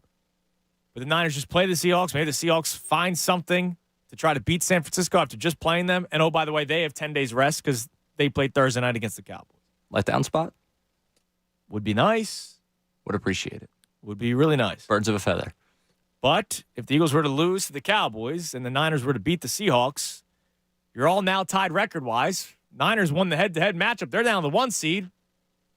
And the Eagles only have one less loss in the NFC than the Cowboys, who are breathing down your necks. Of course, the Cowboys play the Eagles. And, oh, by the way, I'll add to it the Lions play the Bears, who the Bears played them tough on Thanksgiving. Tough to the point of winning, by the way. No, Lions came back and won. Yeah, Lions came back and won. That was the week before Thanksgiving. Was it the week before? Yeah, because Jordan Love won Thanksgiving. Won on Thanksgiving. That's right. But the Lions are 9-3. A win would put them at 10-3. A loss for the Eagles would put them at 10-3, which would mean you'd have 4 teams: Eagles, Cowboys, Niners, and Lions, all tied at 10-3. If the Eagles were to lose this game and the other 3 teams win, which is very possible. The following week, Ray's already having nightmares, had been having nightmares all year long. Monday Night Football in Seattle, which is just a weird place to play. The Niners play the Cardinals that weekend. The Cowboys play the Bills, which the Bills could play them tough. That's not a walk in the park for the Cowboys. The Lions play the Broncos, playing better football.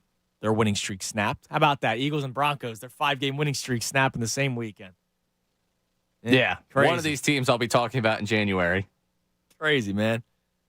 Lions play the Broncos in Detroit Saturday night, so we would know early. The following week, Eagles play the Giants. We would think that's a victory. Niners play the Ravens, so that's going to be a tough game. Cowboys play the Dolphins in Miami. Going to be a tough game. Going to be a shootout. Should be a lot of fun, actually, that game. Lions play the Vikings. And maybe the Josh Dobbs magic is over. 2 weeks left. Eagles play the Cardinals. Niners play the Commanders. That should be a win for San Francisco. Cowboys and Lions face off. So one of those teams has to lose, unless they tie, which I highly doubt. And then finally, Eagles play the Giants, week 18. Niners play the Rams. Probably not going to lose that one. Cowboys play the Commanders. Probably not going to lose that one. Lions once again play the Vikings.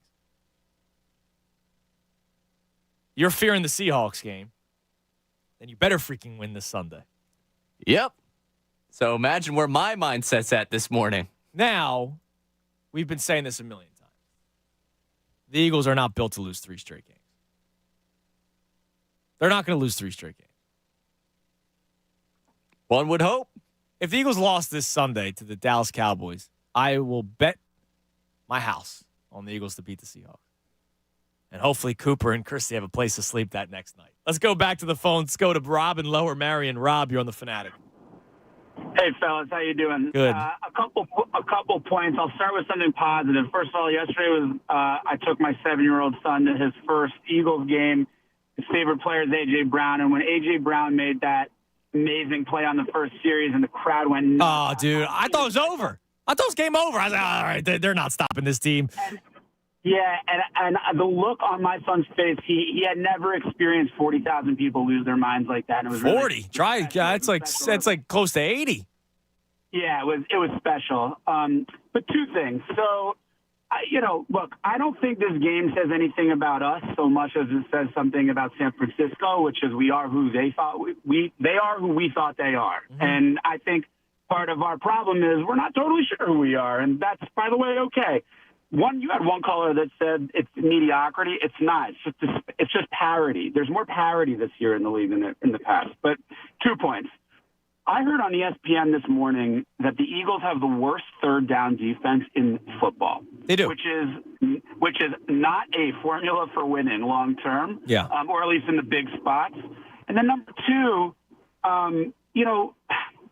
Jalen has time, right? Like, it's hard to tell what's a coaching issue and what's a player issue, right? If we're being honest with ourselves about the team. He's looking downfield. He's got 2 of the best receivers in football. He's got a great running back. So what's the deal? Is this a coaching schematic issue, or is Jalen not seeing the field? And if you remember early on in Jalen's career, that was like the big knock. That was one of the problems, yeah. Field.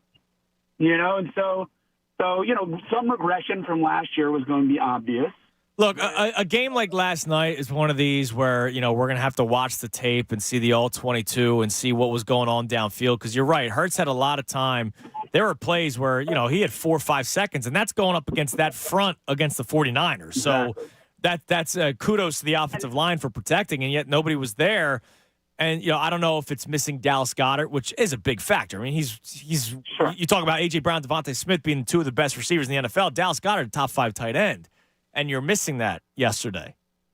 But this isn't just yesterday, right? Like this problem has been happening for several games. The other thing I was going to say is I'm starting to get worried about the run defense, right? Like 1, 2 games, fine, whatever. This is like 3 games in a row where they're getting gashed.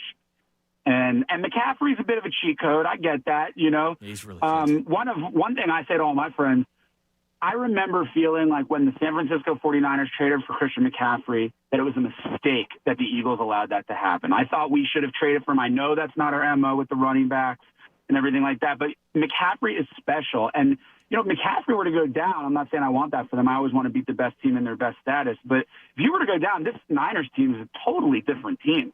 Right? Yeah, it is. I mean, they orchestrate through McCaffrey, and thanks for the call, Rob. I'm sorry that the game wasn't great, but I'm glad you had that experience with your 7-year-old son yesterday. That's really cool, and seeing A.J. Brown make some of those big plays early on. Look, the Eagles they weren't going to trade all that for Christian McCaffrey. The Niners gave up a lot. Christian McCaffrey also fits perfectly on this team because of Kyle Shanahan and his style of offense, where it's so run heavy and they also have the perfect quarterback for a Christian McCaffrey team where you're not really taking many shots downfield. It's a lot of stuff underneath, and it's finding Christian McCaffrey in space when he sneaks out after blocking a little bit. The run defense was actually very good early on. I mean, Christian McCaffrey's actually getting tackled for loss of yards. It's just at some point he's going to get his, and he did. I mean, 17 carries, 93 yards, and a touchdown. They stuck with their game plan, which was run the football. The Eagles didn't necessarily stick with the game plan, but it also wasn't working. Now, to all those people that are bringing up the run, it wasn't working early on for the Niners. And then it started working. They also had to try to drop back into coverage because they weren't really doing a good job stopping Ayuk, Kittle, and Debo, and that probably helped McCaffrey. Well, what helped the 49ers stay in their game plan? Taking the lead. Well, the fact that they were not birdied by allowing the Eagles to go down the field twice. Right. You only get up 6-0. Oh, that's why we go down, score a touchdown, we have the lead. It's one of the biggest issues that you weren't up 10-0. I'm not saying they need to score a touchdown every single time, but the fact that it was 6-0, you go down in the red zone twice, and it's a one-possession game still, and that one possession is a touchdown, a point after, and you're down. That's problematic. And that's something that we've been worried about all season long has been red zone efficiency. Now, yesterday, Bob brought it up on the pregame show. Did you realize the Eagles were 10 for their last 10 in the red zone? The broadcast said 12 for their last 12. It's been good. And then all of a sudden, yesterday, they get the 2 field goals. I mean, the sack, it was fluky, right? Like him falling down, loss of 15 yards. But that's just stuff where we talk about cleaning up mistakes that can't happen. It's not like they were turning the football over yesterday. But stuff like that just absolutely can't happen. You can do that maybe against the Giants and the Cardinals. You can't do that against the 49ers. Hell, they got lucky at times where the 3rd and 19, they ran the wide receiver screen to Devontae Smith. Thank God it wasn't Julio Jones. I tweeted about that yesterday. Like, it goes to show you can put the ball in your legit playmaker's hands, not Julio Jones. I wish I was in the room with you when Kenny Gainwell got the screen. I just would have loved to see the no. All right, it worked, but what are we doing here? I don't get, like, DeAndre Swift is a playmaker. Kenneth Gainwell is, serviceable. All right. Getting through it together. By the way, he played majority of snaps in the backfield. Again, I'm sure a lot of it was pass protection because you were down, but he's your better playmaker out of the backfield. But I'm not an offensive coordinator in the NFL. No, haven't come close to one. We could try. Were you on the offensive side of the ball for the spring game at Temple? Yes. Yeah, there you go. So you've basically been an offensive. I've been close. Assistant for a spring game for a Division I program. So in a way. Oh no, I was defense. I think you were defense. I was defense. Okay, well, yeah. It's all right because closer to defense coordinator, but pretty close. I see the offenses from that side. Right. Look at Juan Castillo. Yeah, you could just line coach become DC. You could be the reverse. Exactly. Why not? All right, couple open lines. The question I'm asking you today at 610-632-0975, was last night's game the tipping point for you? Because I know a lot of you were afraid to get excited. A lot of you were refusing to get happy during those wins, which I think is wrong. I do. I'll admit it. I think it's wrong. But now that the loss happened, are you reaching for the panic button or have you already hit it? Let me know the answer at 610-632-0975. I'm Andrew Salchunas. It's the Midday Show right here on 97.5 The Fanatic. Now, as the weather gets colder, the NFL offers, they stay hot on FanDuel in partnership with Valley Forge. Right now, new customers get $150 in bonus bets with any winning $5 moneyline bet. That's $150 if your team wins. If you've been thinking about joining FanDuel, there's no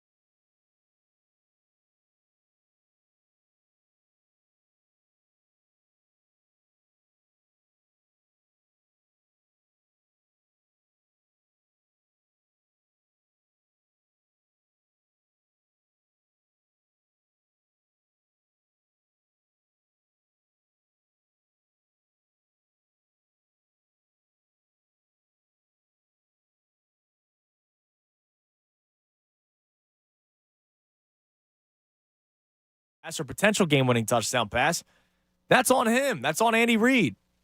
And then we also forget that there was still a minute on the clock, and the Eagles would have still had 2 timeouts left. And James Harden, I'll get to that in a second. Jalen Hurts has shown the ability to drive downfield and give the Eagles the lead or tie it or whatever. We just saw that against the Bills. So it's like the little stuff of getting lucky and getting exposed and that kind of stuff when they were winning games is stuff that I didn't like. But if there were areas of concern for you, it would have been totally cool to have brought them up. But I think a lot of people were hesitant to do it because they kept on winning, because they were 10-1. So if the Eagles were to have won last night, I wonder if a lot of you would have finally celebrated a victory. But if the Eagles were to have lost last night, in which they did, was that the tipping point for you to finally say, or maybe say, this is why I have not been excited? Was last night that game for you to go, all right, now I have major concerns about this team.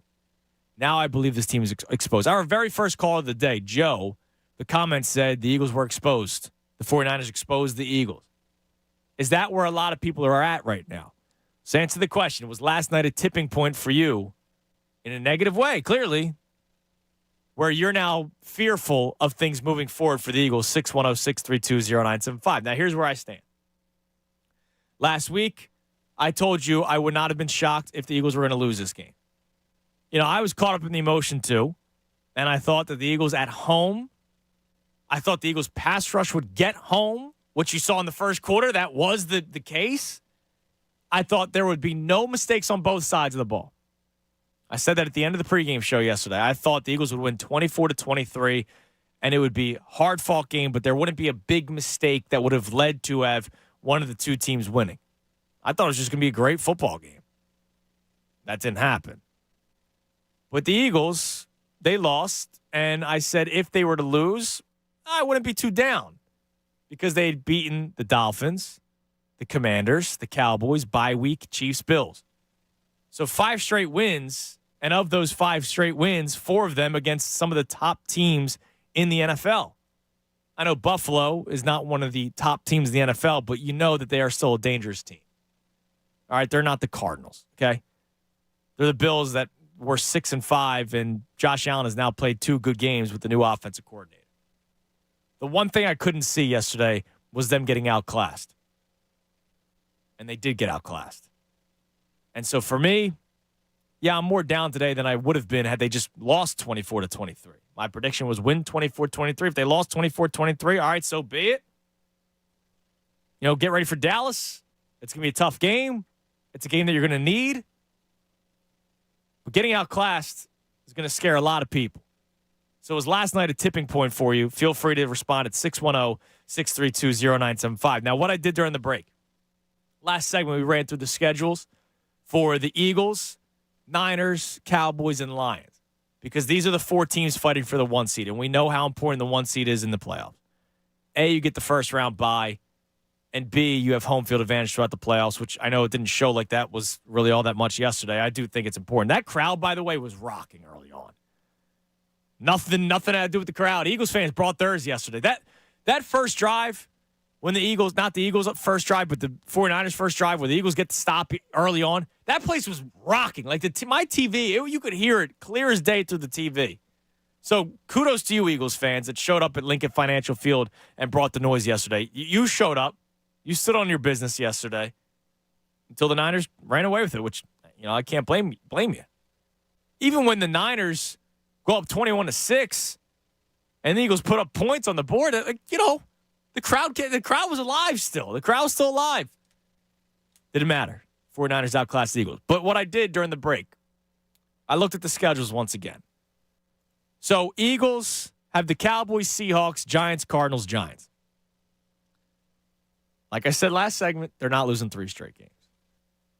But I will tell you, they're going to lose one of the Cowboys or Seahawks games. I don't know which one just yet. They're going to lose one of the 2. But I don't think they lose Giants, Cardinals, Giants. So I think they go 4-1. And I think that puts them at 14-3. The 49ers have Seahawks, Cardinals, Ravens, Commanders, Niners. Or Rams, excuse me. I don't think they win out. I don't know if that loss is to the Seahawks, like you mentioned, letdown spot. coming off of a very emotional win against the Eagles, right, where they proved everyone wrong. They proved themselves right. And we talk about the Eagles having to play the Niners off of 10 days rest. The Seahawks will be playing the Niners off of 10 days rest. And it's a divisional game. They just played them 2 weeks ago on Thanksgiving Day. Or is it the Ravens game, which that's going to be a tough one, right? Christmas night. Ravens are a very good football team. I know Mark Andrews is out for the rest of the year. But that's a good football team. I don't think the Niners win out. So that means they go 4-1. And if the Eagles go 4-1 and the Niners go 4-1, the Eagles finish with one more win. The Niners would finish 13-4. The Cowboys actually have the toughest schedule out of these four teams. The Cowboys have the Eagles on Sunday, the Bills, the Dolphins, the Lions, and the Commanders. I'm not saying this because of bleep the Cowboys. That's a very tough schedule, and I think they come out above 500, but I can't go 4-1 in that stretch. That's 3-2 written all over it. If they were to beat the Eagles this Sunday, probably a letdown piece against the Bills. Then they have to try to beat the Dolphins and then the Lions. That's going to be really hard. I think they beat the Commanders in the final week of the season. So 3-2, I go with the Dallas Cowboys. Fair there, Ray? Quite fair. Okay. And it's not because of screw Dallas. It's not because of Dak. It's not because of any of that. That's a tough schedule. They're in their gauntlet. Yeah, you're right. That's their gauntlet. So they're 3-2, which puts them at 12-5. So the Eagles actually have a 2-game lead above them in the NFC East. Then the Lions, I have going 4-1. Bears, Broncos, Vikings, Cowboys, Vikings. Maybe they drop one of those two against the Vikings because it's a divisional opponent. Same thing with the Seahawks-Niners factor. It's 2 games in 3 weeks. But the one I see them losing is maybe the Cowboys game. But I go Lions right now, 4-1 with the potential of 3-2, but 4-1 puts them at 13-4. So, by this exercise, Eagles come away with the 1 seed, first round bye, home field advantage. The only problem is they need to play that final game of the season. Right, I don't think they have a 2-game lead ahead of San Francisco and Detroit going into Week 18. The Eagles are going to have to play the final game of the regular season, which means they don't get that benefit of resting players in Week 18. But I'm sure you would still take first round bye and home field advantage. Correct? Yeah, you'd like that rest that next week going to the bye, especially since you're going to end up playing to Week 18. There doesn't really seem to be a scenario, save a few teams with meltdowns over the next 2 weeks, where you're not playing Week 18 at this point. Like, the best thing that would be for the Eagles is if the Niners do drop this one against Seattle, coming off the emotional win, coming to Seattle having 10 days rest, and then losing the Ravens, too. The Niners are too good. I don't think they're going to drop 2 games in 3 weeks now that they're healthy. Yeah, I don't see it happening either. And even your look on this is probably, and I'm probably still in the process of, dealing with yesterday while I think about the future. I think you're probably a little more optimistic than I am. Okay. I really don't feel good about the next 2 weeks. Well, because you're worried about Seattle already. And if they were to lose to Dallas, that's going to strike fear upon thee. Yeah. They're not losing 3 straight games. I know in the grand scheme of my head, they are not built to lose 3 straight games. Not losing 3 straight games. You can have my house. Really? Yeah. All right. Hey, sweet. It's all yours. Appreciate it. You just have to move everything. All right. Well, I'm good. I'll stay in with Liberties. All right. Real quick before we go back to the phones, to answer the question, was last night the tipping point for you in a negative way because they lost? Sam Amick of The Athletic. Just real quick update. Notice I slipped and said James Harden, not Jalen Hurts earlier. Yeah, I saw this. James Harden did an exclusive with Sam Amick to talk about the situation that took place this summer. He says to Sam Amick that Daryl Morey promised him a max contract. Remember, we know the whole Daryl Morey is a liar when he was in China. And then when he hosted the party in Houston, there was the signs in neon. We had Daryl Morey on about a month ago now who said that was all, that should be, what did he say? Those signs should be rescinded and taken down. So who knows? James Harden, there's a quote in the story saying, people were throwing dirt on my name, but the good guys always win. What did you win? Yeah, I was gonna say that's a tough sell there on the whole. Good guys always win. I would probably just go with my good name remains. Like saying that you always win. That's actually a knock on yourself. In a way, that's kind of a self burn. You're also 9-10. Like it's not like you guys are. No, he's not winning. You guys aren't really winning games right now. But anyways, there's your latest on James Harden saying that Daryl Morey did indeed promise him a max contract, and then Daryl Morey ghosted him after the season came to an end, and he realized what was going on. But one quick little blurb from this story. James Harden did admit that his people met with Ime Udoka and the Houston Rockets after Udoka was hired to be the head coach. So remember that Christmas Day report? Yeah. So you were promised something. You expected to make good on that promise on the other side, but while you expected them to make good on the promise, you were already trying to go back to Houston. You were making other very interesting. Very interesting. Wonder. Good guy always wins, though, right? Right. Yeah. No, this was just Daryl Morey. This wasn't you. You didn't do anything wrong. It's like if you maybe you didn't cheat on your spouse. You just took a girl out on a really nice date, right? Really nice date. Maybe it was just like a peck on the cheek good night. You're just testing the waters. We'll see where that was going to go. And then he said, you know what? I'm happy at home. But she found out. And then you're upset that she's upset that, you didn't cheat, but pretty damn close to it. I think that's a good analogy. I think it's a great analogy. Yeah. Don't be surprised when the door is shut in your face. Yeah. And you got to go find something else. Yeah, that's strange. All right, let's go back to the phones on this football Monday. This doom and gloom football Monday. Football Mondays on the Fanatic, presented by Pierce Phelps, Bryan Heating and Air Conditioning Contractors. Visit nopaybryant.com for flexible spending options on a new heating and cooling system. Let's go to Brian in Ballard Kinwood. What's up, Brian? Hey, how you feeling today? I'm good. How are you? I'm good.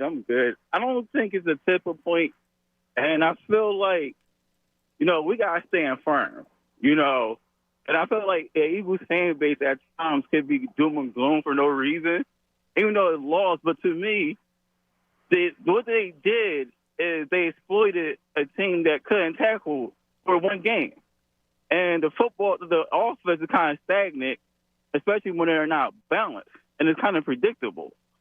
And I feel like, hasn't the predictability been a bit of an issue all season long, though, at times? Yeah, but when you don't have a balance, they could just kind of figure out. Here's the thing: the Eagles do a lot of slants, they do a lot of hitches, and they get A.J. Brown in space. And once he catch the ball, he's kind of hard to tackle. And you look on the flip side, the Niners was doing the exact same thing, but the Eagles was missing tackles.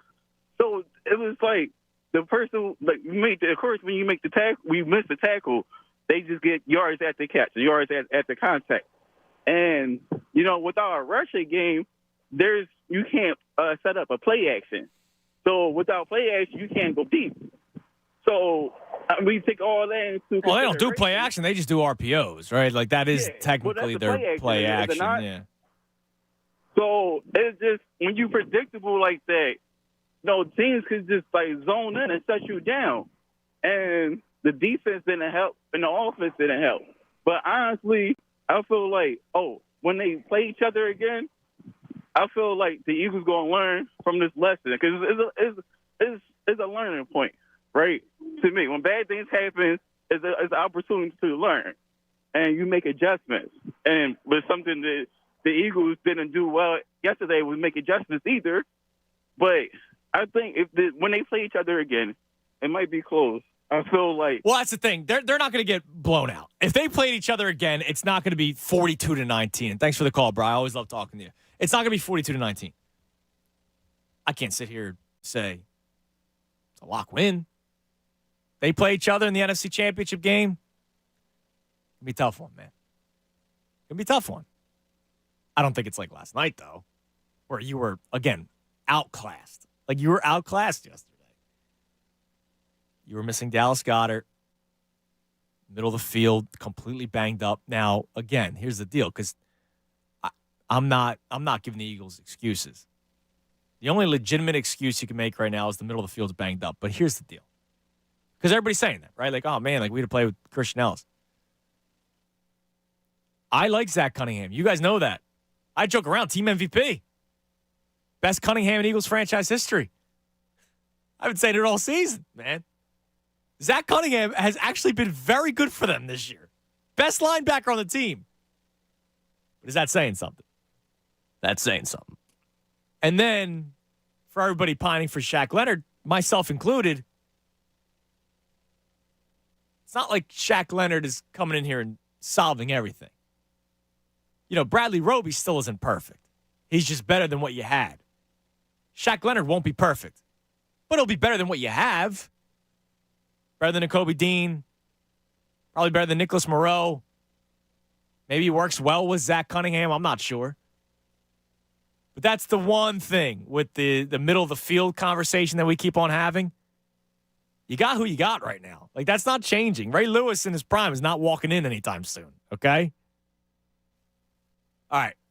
J. Lo checks in after we ran through the schedule and the records. He says, so basically, the Eagles need help from other teams to hold on to the 1 seed. Our margin for error has essentially vanished. I think the Birds must win out or lose the home field advantage, at least after the first round. Well, here's the deal. It's not necessarily the Eagles are hoping for other teams to help out. The Niners, I believe, go 4-1. That's pretty good. Close out a season, 4-1. Eagles, 4-1. Cowboys 3-2 because they have a very difficult schedule, and I also think the Lions go 4-1. So it's not like I'm asking for the Lions to drop 2 games and the Niners to drop 2 games. Even though I hate the people that are saying, well, we fell from the 1 seed to the 1 seed. I don't necessarily like that thinking, but at the same time, you do still have a game on hand. So I'm not asking for too much, Jay, out of the opposition taking on the Niners and Cowboys and Lions. The Eagles just can't go 3-2 in the last 5 games. You go 3-2, Niners go 4-1, which I truly believe. The Niners get the 1 seed because the Niners beat you last night, so they have the head-to-head advantage. 610-632-0975 is the number to climb in. Let me get this one real quick out of the way. Let's go to Derek in Vegas. What's up, Derek? What's going on, boss man? So what's up? Yeah, I just wanted to just cry about this loss, man. It was a horrible loss, but like on top of that, it's not necessarily the loss that we took. It's the point of the season where we took the loss. Like Super Bowl champions don't take 20-plus point losses in December. Like it doesn't happen. Like if you look over the last 10 years, like not one of those Super Bowl champions has lost plus 20 points at any point in December. Like, but can I run this by you? Because this is the one thing. Now, look, I'm miserable because they got outclassed yesterday, right? Like that's the biggest issue for me. Like you said, the 20-point beatdown, the 20-point loss. That's a bad look for the Birds. But I'll also say this, Derek. They beat the Dolphins, followed by the Commanders, followed by the Cowboys, followed by the Bills, followed by the Chiefs. That's 5 straight very good wins. I know the Commanders game was probably too close for a lot of people's comfort, but 4 out of 5 very good wins. They weren't going to win out. No, they really weren't. But it's, like I don't like I'm trying to find any sense of hope in this. And like, well, that's my sense of hope. Like at some point they were going to lose. We talked about this gauntlet before the season started. When the schedule first came out, we were talking about this gauntlet, this 6-game stretch that started with the Cowboys game before the bye, and they were 3-0 until last night. They're now 3-1. If they win one more game in the next 2, they finish this 6-week stretch 4-2. And if I tell you they finish the stretch 4-2 and they're 11-3 at this point of the season, you'd be happy with that. And I would be happy. However, again, it all comes back to how the team has been playing. And unfortunately, because we've been playing with basically on borrowed time with these last couple of wins, and then the 49ers. Yeah, but you're saying on borrowed time against the Chiefs and the Bills and the Cowboys. I just want to finish with one last point. And then the 49ers came and exposed every single one of those weaknesses that we've all been clamoring for all season. Like we all been saying, like these are pretty bad flaws. Although they were covering them up with wins, and then the loss like this is just it basically just puts the megaphone back on. Like I don't know. Like I don't see how they recover from this and win the Super Bowl. So that's I guess where I'm at. And I hope I'm wrong. I just, as an Eagles family, Look, I hear you, man. Yesterday sucked, Derek, and I appreciate the call. Yesterday sucked, but we can't just all of a sudden diminish the 5 previous weeks, and that was my biggest beef with a lot of people on social media yesterday. See, this is the team. This is the team that is why I wasn't getting excited. You can't diminish the previous 5 wins, 4 of which were against really good football teams.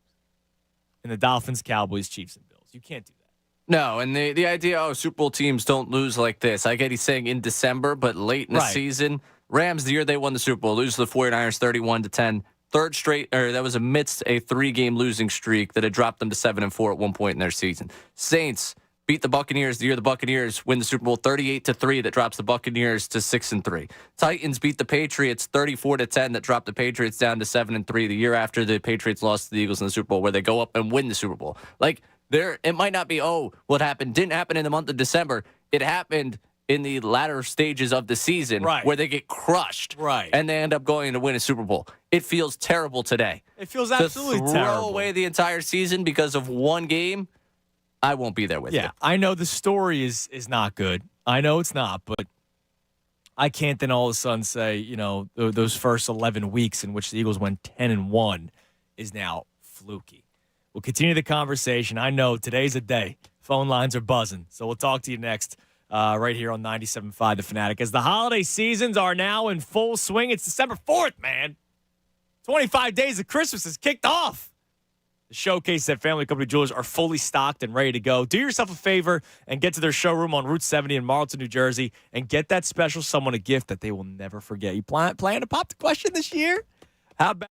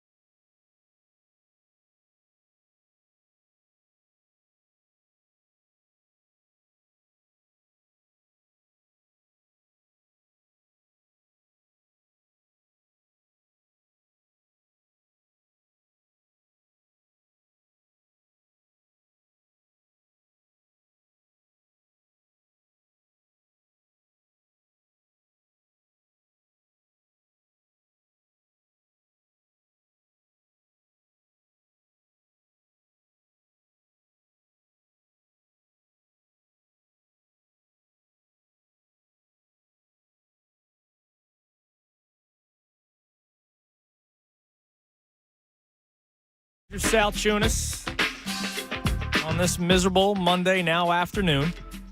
12 o'clock hour brought to us by Service First Heating and Air Conditioning. Get 0% financing for 72 months and a $500 rebate when you purchase a complete heating and cooling system from Service First. Learn more at ServiceFirstHVAC.com. Normally around 12:30, I bounce around the NFL and look at some of the scores, but I think people want to talk about this game today, right? So we'll be focusing on Eagles-Niners as we continue to pick up the pieces from yesterday.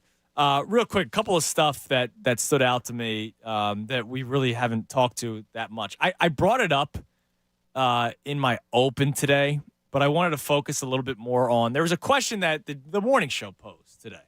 John Kincaid show. He asked whether or not the Eagles were outcoached or outplayed. And then he said you can't say both, which that is the correct answer. And even John said that is the correct answer. And, but where were you leaning? Were you more outcoached or outplayed? It is tough to answer one or the other. My initial thought goes outplayed because it wasn't, one of our first callers today ripped Brian Johnson. And I don't think Brian Johnson necessarily had a great game plan, but Jalen Hurts fell and lost 15 yards in the red zone. Like, that wasn't on Brian Johnson. Defensively, I can't kill Sean Desai today. They were great the first quarter, and then the rest of the game they got exposed. And they got exposed in the middle of the field, which was what we've talked about for weeks now. And with Zach Cunningham unavailable yesterday, it was even worse. With all due respect to Christian Ellis, the guy's in the NFL, but the guy's a special teams ace, right? He's a special teams ace. Just not the everyday linebacker. And him and Nicholas Moreau, the two of them together was not going to work. And then Darius Slay did not have a good game yesterday. Reed Blankenship did not have a good game yesterday, like at all, really. And it was bad all around. They couldn't tackle. Like, that's not Sean Desai. So if I were to lean, I would go they were outplayed more so than outcoached. But an area that I had a lot of issue with yesterday was when the Eagles had a 4th and 3. And they were on their own 32. And I know, on their own 32, they're deep in their own territory. But the 49ers were up at this point. So the Eagles had 13 points at this point. The Niners had 28. It was 28-13. So that's a 2-possession game, right? 7 points makes it 28-20. And then the touchdown, and if you get a 2-point conversion. It's a 2-possession game. But to that point, the 49ers had just scored 4 straight touchdowns. Right? 4 straight drives they scored touchdowns on. And I did not like the decision to punt by Nick Sirianni. I'm not just reacting to it on the radio, Monday Morning Quarterback. In real time, I was disappointed with the decision.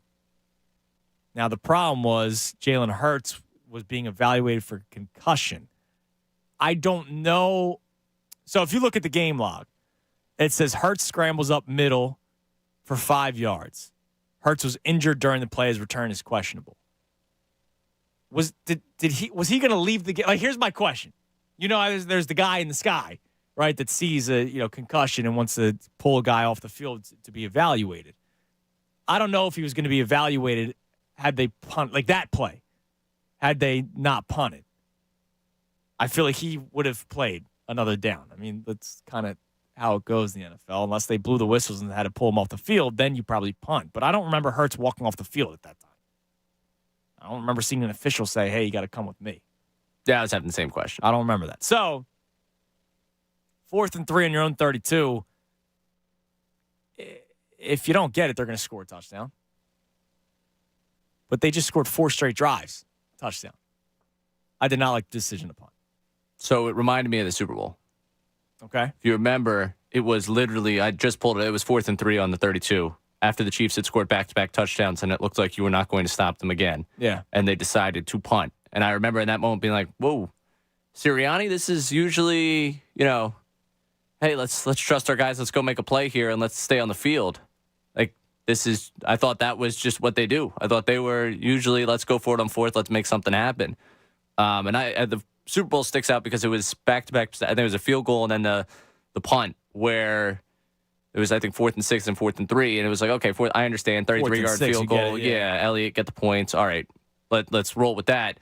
But 4th and 3, you just watched the Chiefs score twice. You're going to go for it here. I get it's a 1-point game, but you're going to expect them to score the touchdown regardless. And I think that was when they get the big return, if I remember correctly. But that's what it brought me back to, because I was like, oh, Sirianni, another big game here, 4th and 3, 32. He's punting. Especially in that scenario. Super Bowl, all right, 1 point. You can talk me into let's trust our defense. This one you're down 2 scores. Right. This one you're down 2 scores with a worse personnel defense than what you had a season ago, and you have just allowed 4 straight touchdowns. I don't understand. Oh, yeah, let's just give it back to them. I think, by the way, this was the end of the third quarter. Yeah, you got to go. The punt ended the quarter. Like the 49ers started their next drive in the fourth quarter. And yeah, you punt, they started the drive with 2 minutes left in the third quarter, but there's not much time left and you're down 2 scores and now look, if they converted and score, the Niners could have still gone down and scored a touchdown. I found that was disappointing that he decided to punt, and it almost seemed like he conceded the game at that point. I know he didn't concede, but you kind of did when the Niners then go downfield with ease. 13-play, 75-yard drive. They scored a touchdown. You're now down 3 scores. And that, to me, was a little problematic. All right, let's go back to the phones. Let's talk to Dave in Wind Gap. What's up, Dave? Hey, just to answer your question, defensively, they were outplayed with the poor tackling, and offensively, they were outcoached because they did not take care of their opportunities when they got them, especially those first 2 drives. So you think it was more outcoached? So you think Brian Johnson struggled? On offense, correct. All right, so Brian Johnson fell and lost 15 yards like Jalen Hurts did? No, but they were there at the first 2 drives of the game. They didn't come out with a touchdown. Yeah, that second drive was when he fell and lost 16 yards, and you went from 2nd and 6 on the 14 to 3rd and 20, not 21 and 29. That was just a dumb play, but the lack of play design and creativity. Like, look at Shanahan, the way he schemed Debo open and Kittle on that chip lock. We don't do that. Last year we had like a historic year running the RPO to death. And if our defense is going to play this way, because Desai is not that intelligent to really get into chess matches with high-level offensive coordinators, then Jalen's going to have to carry us, which he did the last 4 weeks.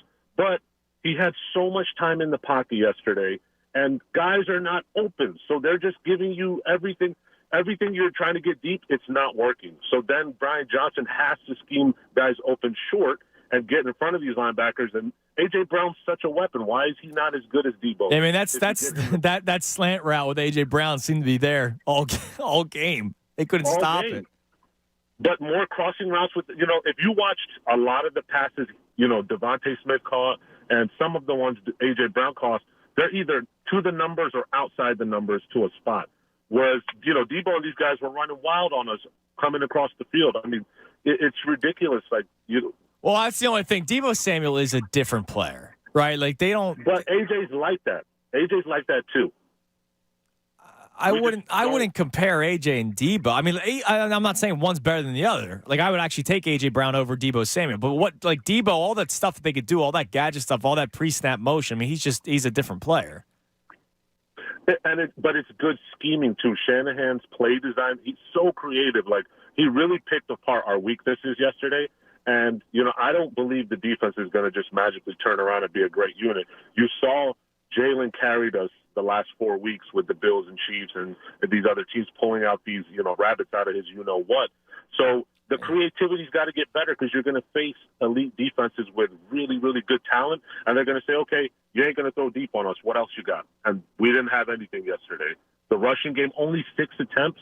We were stuffing the Niners to begin the game, and they stayed at it. And eventually, they kept going. Now that's a big part of their offense. And thanks for the call, Dave. Whether you want the Eagles' rushing attack to be a big part of their offense or not, it's not. It really isn't. They're an RPO kind of scheme where they let Jalen Hurts try to read the defense, and they don't run the football. Traditionally, where it's handoff. Now they also have Christian McCaffrey. which is a lot different. I like DeAndre Swift. He's not Christian McCaffrey. DeAndre Swift is the best running back on the Eagles. He was not the best running back on the field yesterday. Now, real quick, Sean Desai did keep the Chiefs 17 points. I know Desai has not looked good the last two. That guy gets crushed in this town. Yeah, and it's interesting given the fact that he wasn't in the building last year and half of the defense was replaced over the offseason, and now you're, again, not to single out Christian Ellis, but, like, that's the linebacker core. Like, they're yeah. I forget what game it was the Bears were playing. They're talking T.J. Edwards is like, wow, he's having an incredible season. It's like that was the guy in the building in the middle we're pining for T.J. Edwards, but really look at what they've got at the middle of the field. I understand this is not the day to say, Desai had a great game yesterday. But they're getting exposed. I mean, they were outplayed on both sides. Like, to answer the question that you posed, yeah, out-coaching, yeah, didn't love the game plan on either side. At some point, the players got to make plays, and nobody stepped up to do that yesterday. No, nobody whatsoever. I don't know. Not that I think Sean Desai is like Jim Johnson, but I don't think he's necessarily been this total problem for you. No. I mean, I've been the biggest proponent of Desai as anyone. I'm not going to defend yesterday's result. I mean, 6 straight touchdown drives. No, yeah, you can't. You can't have that. You're not getting defended today. But also, you're not getting defended today. Again, I want to get a sign that I can just turn to for our YouTube feed to tap every time we just talk about running the football today. Like, the 49ers could stick with it because the Eagles allowed them to stick with it. The Eagles did not put them away early where they had to change anything. The biggest thing we talked about, what happens when Kyle Shanahan teams get down by double digits? You had a chance to bury them early. You didn't. You paid the price for it. They were able to stay within their game plan. If you go a quarter where you get shut out and you're only down 6-0, congrats. Congratulations. You played as bad as you could for a quarter, and you were only down 6 points. The Eagles got Eagles. Yeah. Like that's what it was. Like they didn't put away a good opponent. And that opponent turned it up, dialed it up, made the adjustments they needed to, and crushed you for 3 quarters. Yeah. No, I hear you. All right, so I was waiting for this call. I was. Me too. I was waiting for this call, and I'm not afraid to take the calls. I'm not afraid to talk to somebody who is a 49ers fan. Now, I will say he gets to, puff his chest out a little bit. I still believe, and the only reason why I'm saying this now before I bring him up, because it's gonna turn into a back and forth. He won't let me talk match because that's what he does. I still, and I know you're listening, Omar, I still find it very weak that after the NFC Championship game, you didn't call. Because we did ask specifically, when the Eagles win, are you going to call? Hey, you're not going to win. I got the Messiah. Blah, blah, blah, blah, blah. Eagles won 31-7. And then I didn't hear from him until heading into week 3. I still remember because our new PD, Scott, we played back audio one day. As you know, he likes to coach up by listening to the audio. And he heard my last time I spoke with Omar, and it was after the week 2 win. So the Eagles were 2-0. Niners were 2-0. But the Niners, they beat their 2 opponents. The Eagles had just won against their 2 opponents. So Omar goes dark from January until September. And now all of a sudden, the week leading up to the game, we didn't hear from him. I didn't hear from Omar. The Niners win, so now he feels comfortable calling back, which I find a little weak. I'll be honest, but I'm going to give him his time. Omar and San Fran. What's up, Omar? Hey, Andrew, how you doing this morning, buddy? Not great. Eagles lost. Hey, Andrew, remember when you called me the B word off air last time? Who's the B word now, Andrew? Guess what, Andrew? Your team is in our pockets. You guys are little girls. Even little girls was holding every single play. Oh, now they're holding every single play. Hey, Andrew, be quiet. Andrew, I'm talking. The Niners fan is talking, Andrew. The Niners champion is talking. Niners champion? Andrew, you guys won week 13. What do you mean champion? It was a week 13 game. You're giving me champion. Who hung up? Did you hang up? I didn't hang up. I didn't touch anything. I was getting close to the dump button just in case. I didn't touch anything over here. Why did he hang up? Why did he hang up? I swear, YouTube, my hands were right in front of me. He hung up. Go ahead, call back if you want, because I'm giving him his time. But come on, you're coming in. The Niners champion. The Niners champion. You guys won a Week 13 game. Good for you. They won. They outclassed the Eagles yesterday. I'm saying it all day. Well, my man's coming on here saying, we're the champions.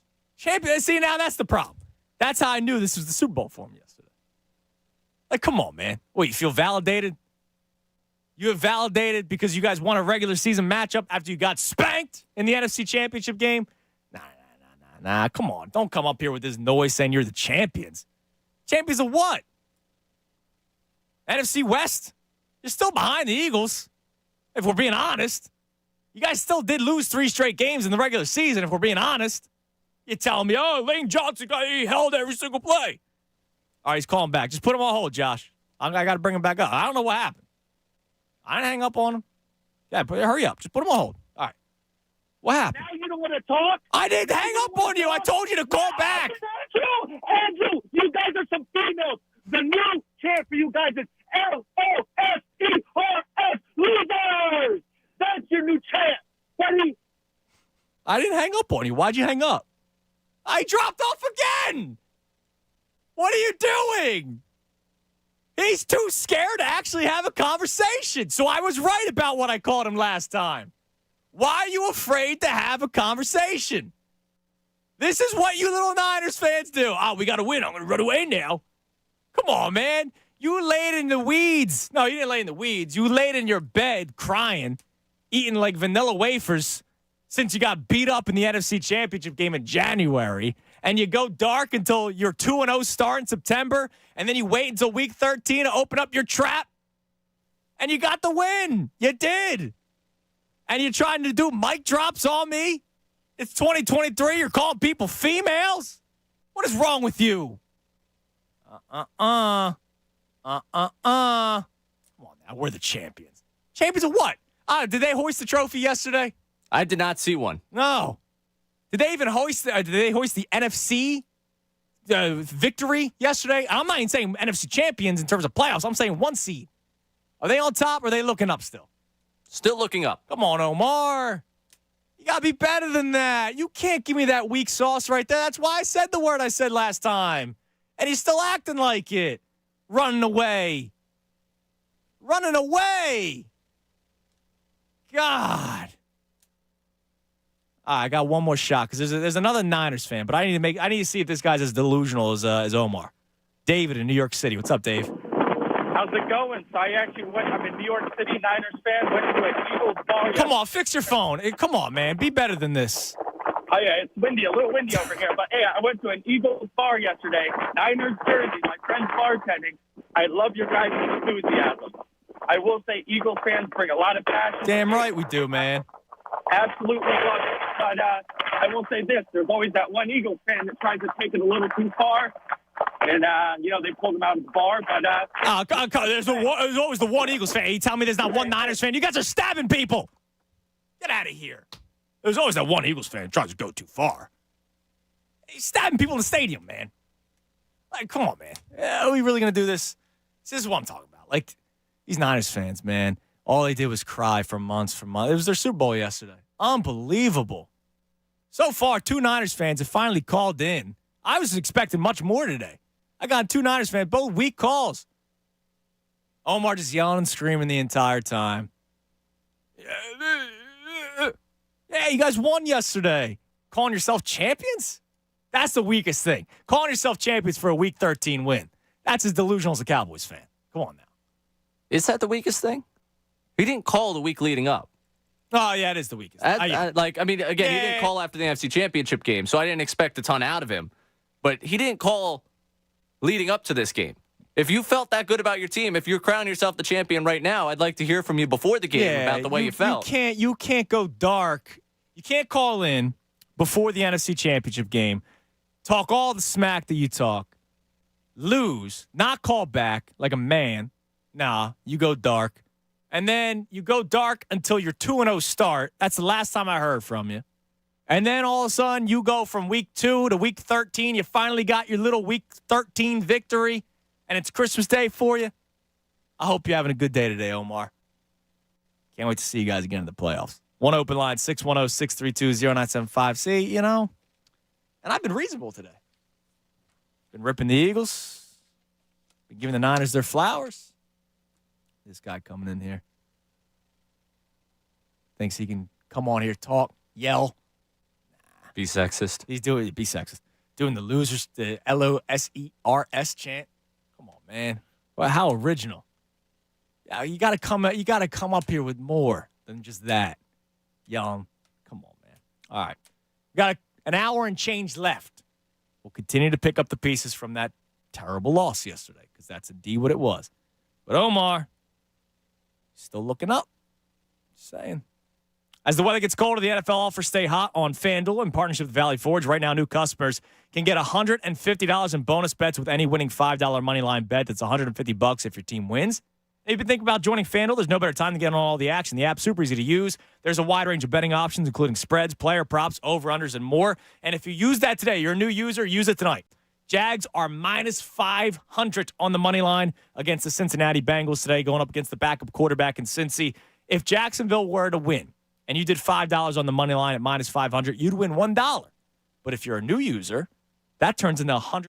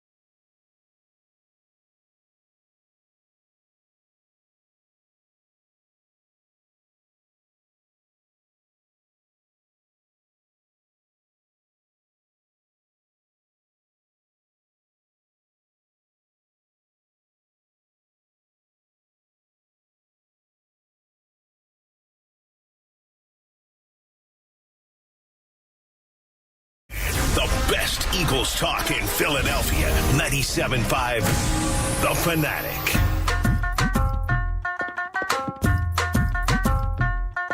$12.50, 97.5 The Fanatic. I'm Andrew Salchunas.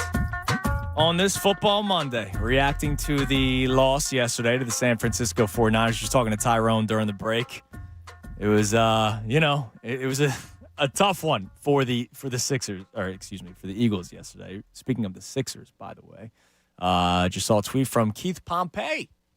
Kelly Oubre, full participant, and will play Wednesday for versus the Wizards. So Kelly Oubre Jr. will make his return for the Sixers on Wednesday. So a good sign for them. Not that anybody really cares all that much today because we've been focusing so much on this Eagles loss yesterday. You know, personnel was an issue. Coaching was an issue yesterday. I mean, it was an all-around. We talk about team wins. It was a team loss yesterday, right? It was a team loss. Game plans weren't all that great. And then when there was good things going defensively, you're reminded of what's going on in the middle of the field. And we're going to have a conversation about Darius Slay. I'm a big Darius Slay guy, or Slay, because he doesn't like being called Darius Slay. He was vocal about that on social media again this morning because Seth Joyner was saying some things about him, and his first response was, it's Slay, not Darius Slay. It's like, come on, man. Now's not the time. You got cooked yesterday.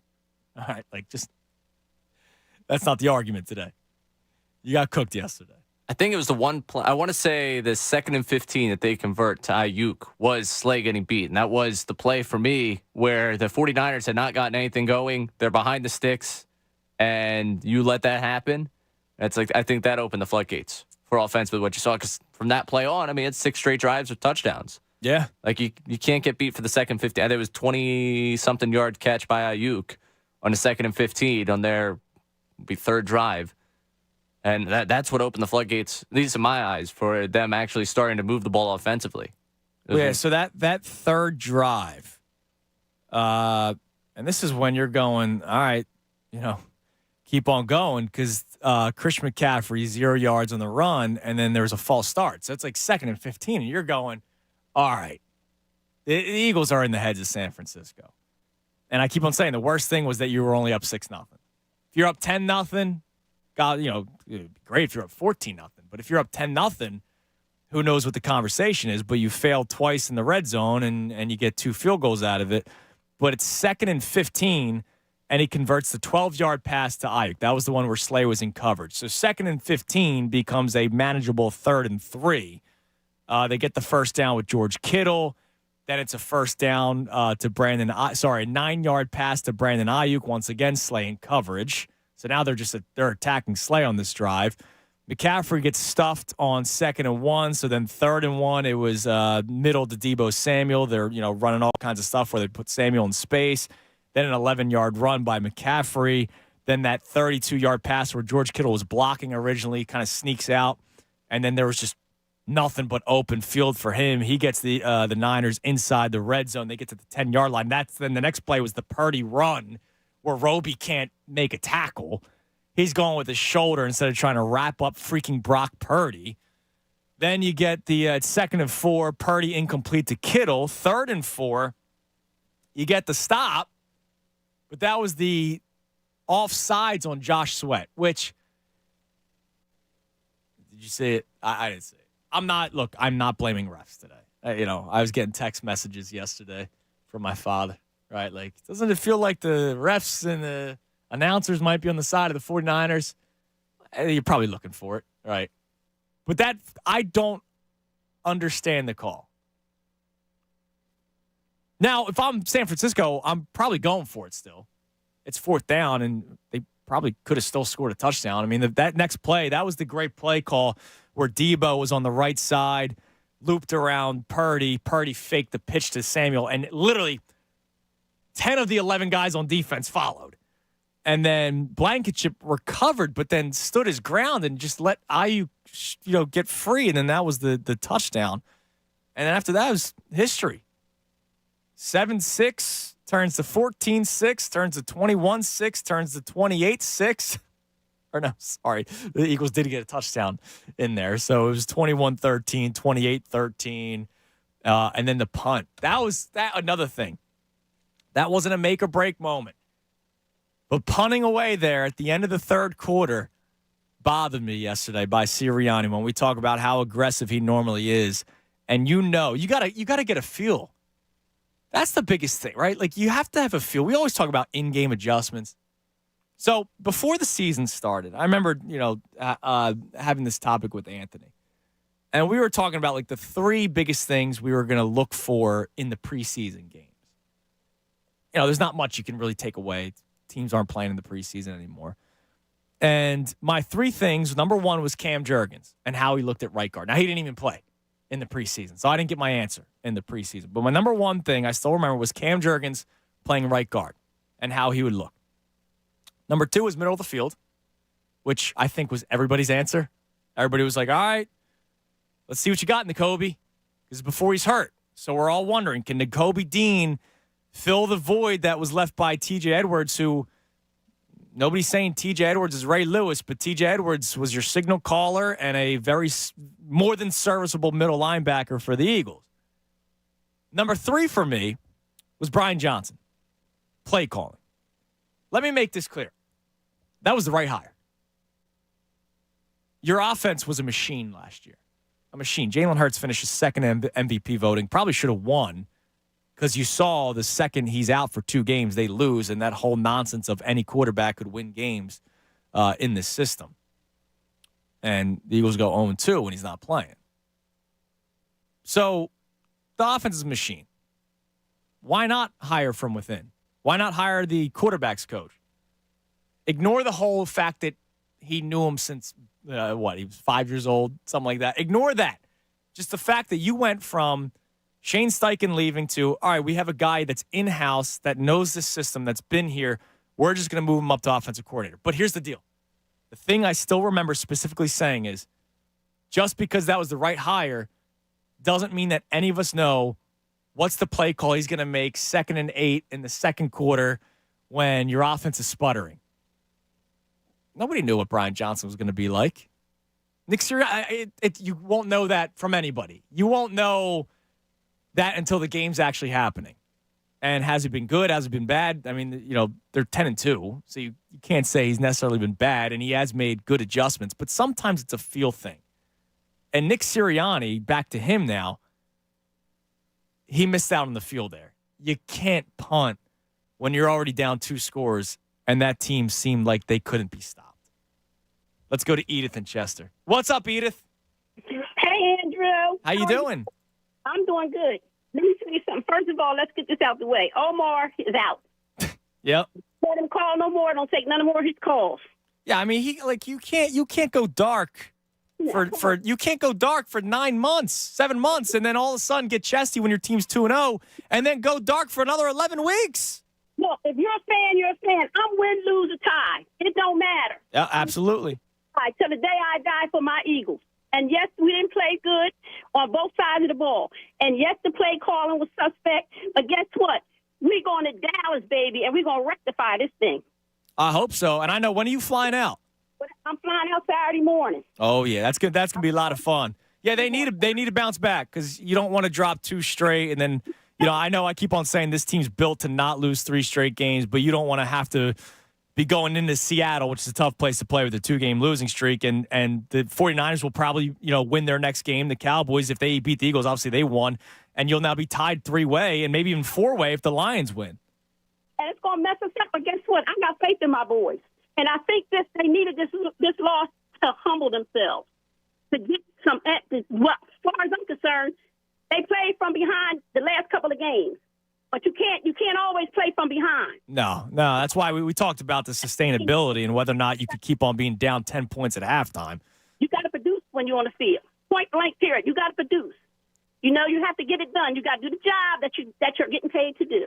Yeah, and who knows? Like, obviously, the 49ers completely outclassed the Eagles in the second half of that game yesterday. But who knows? If it's 14-14 or if it's San Francisco's up 14-10 at halftime, who knows how that game ends up playing out. It might still end up playing out the same way, but you can't have 2 drives the way the Eagles did in the first quarter and finish with 6 points.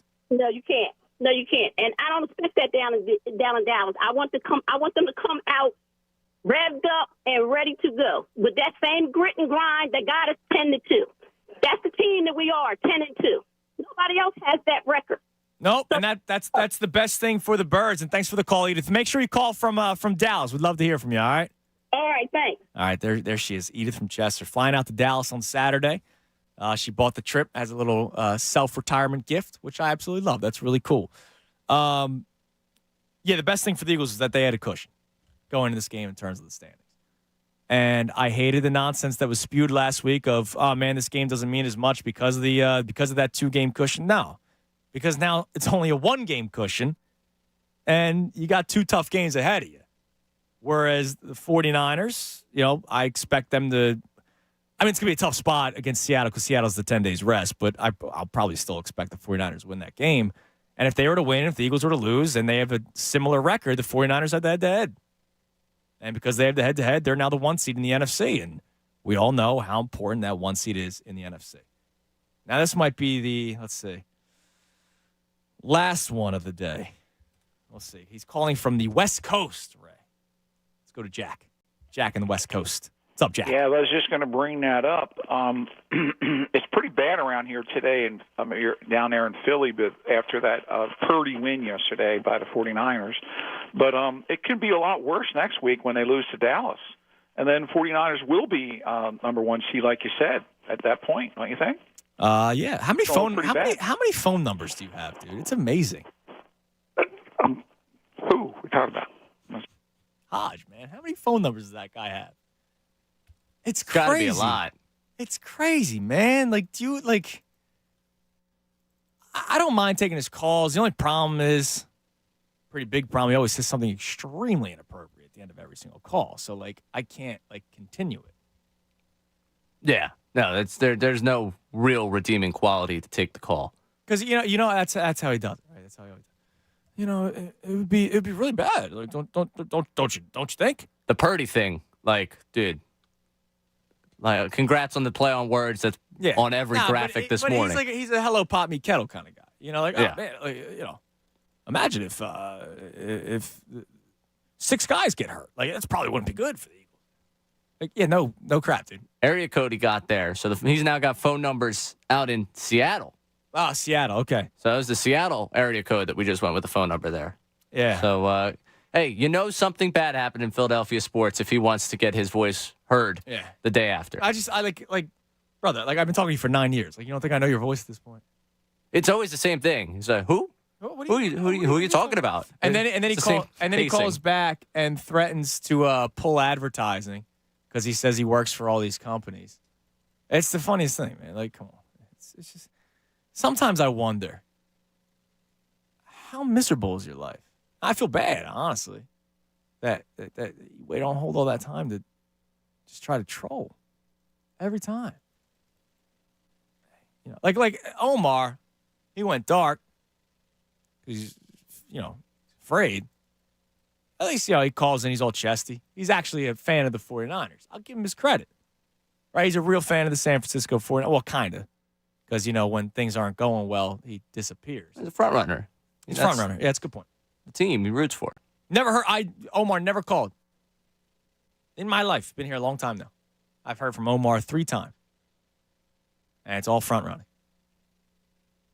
Crazy, man. Crazy. Just weak. Let's go to Steve in Delaware. Steve, you're on the Fanatic. Hey, what's going on, guys? How are you? What's up, Steve? So I'm pissed as an Eagles fan, man. Mm-hmm. Because this is things that you've been seeing throughout the whole season. And it's just it was going to happen sooner or later. This come from behind. It's been 5 straight games where they had to come from behind. And you at some point, some team's going to catch up to it right. and figure is keep you behind. And the 49ers exploited that. And it was just listen, Brock Purdy, I understand where the 49ers are. Brock Purdy is not no Peyton Manning or nobody like that. No, absolutely. If you get pressure to him, he is regular just like every other quarterback. Hey, you saw it the first 2 drives. Yes. And I'm like this, keep the pressure going. And then it's just we all know that our linebacking core is suspect because they do not value that position. And the front four just not getting home and I'm like, it's only Hassan Reddick that I'm actually making an effort, and nobody's getting home. You just let Brock Purdy can sit back there and do a crossword puzzle back there.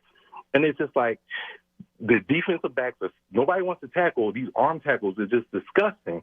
And it's just like every time with Brian Johnson, I am over him as an offensive coordinator. I don't want to hear nothing about his relationship with Jalen. I don't care.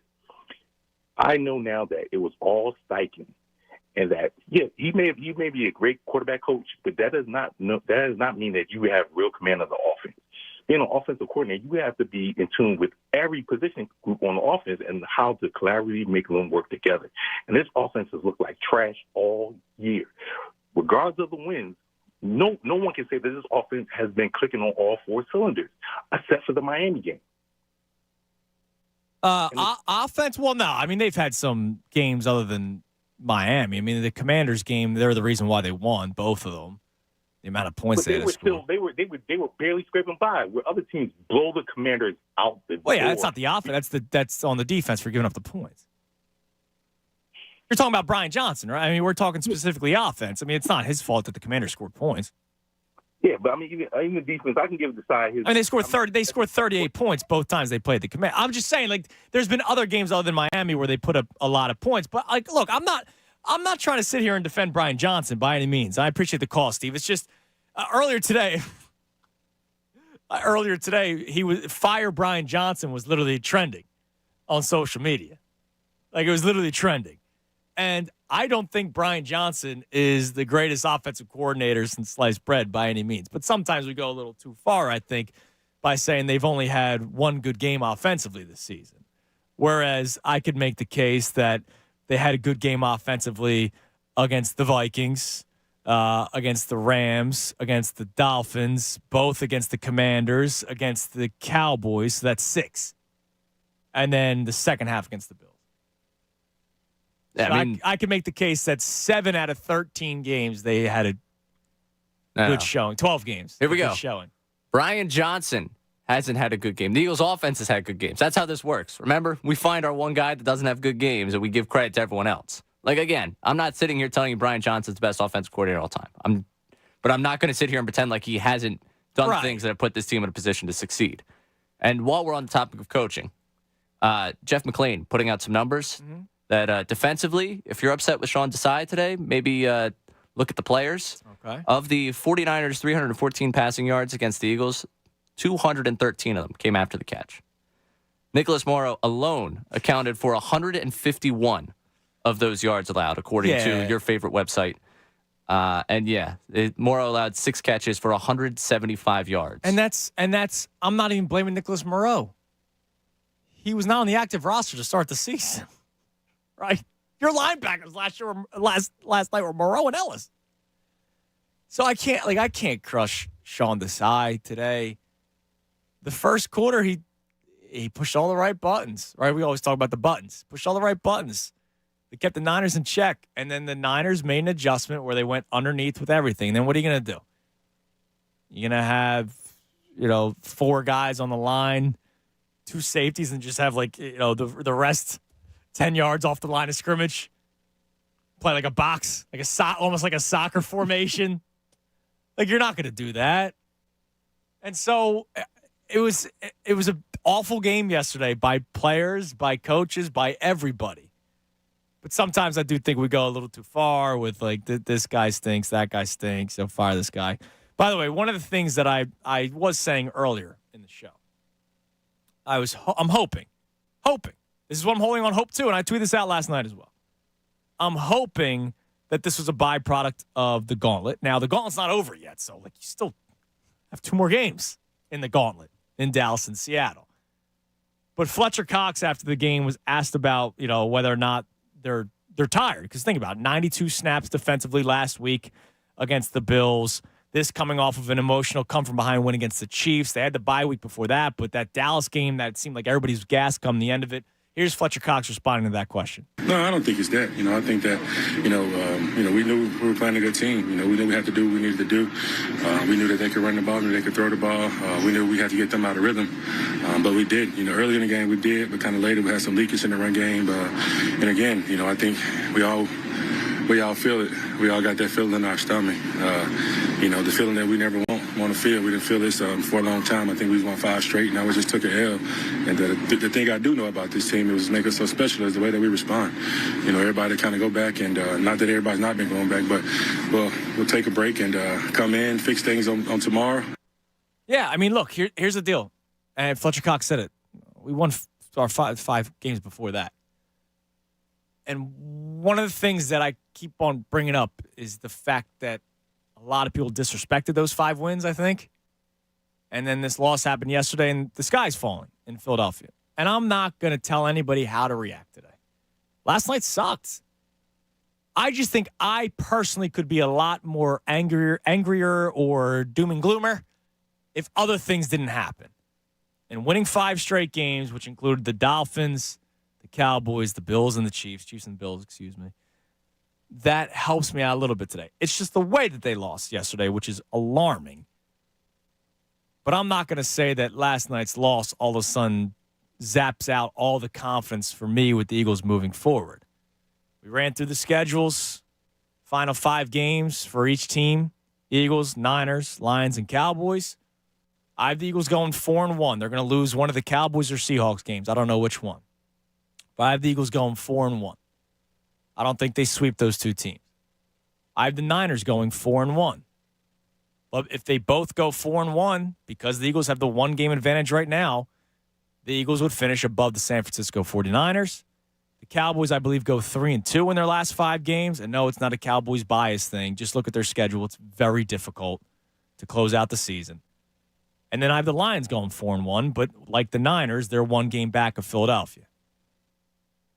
But it really starts this weekend.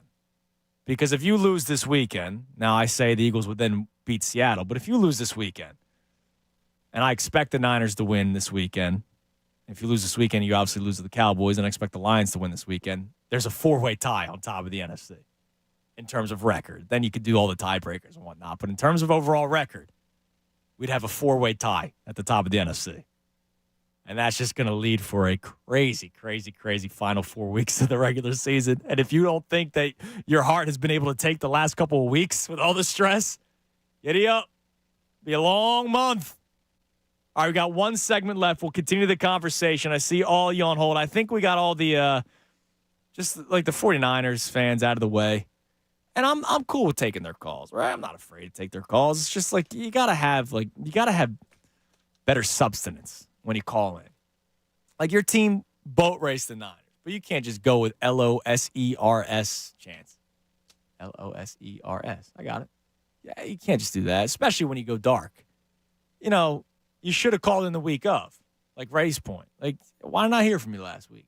This was the game. This was Christmas Day for him. And you're waiting until December 26th to call. You already opened your presents. And you're waiting until the next day to call? Oh, man, like, what? Nobody celebrates the day after Christmas. Or is that, what's that, Boxing Day? Boxing Day. Boxing Day. Not the sport. Not the sport. Some of the Niners fans are celebrating Boxing Day today. Maybe it's a big holiday in San Francisco. I don't know. All right.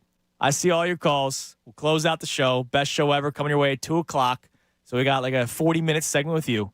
All right here, 97.5 The Fanatic. Fanatic Sports Update. Outclassed. I'm Ray Dunn. This update is brought to you by Bradford White Water Heaters. You may always need a new water heater, but when you do, it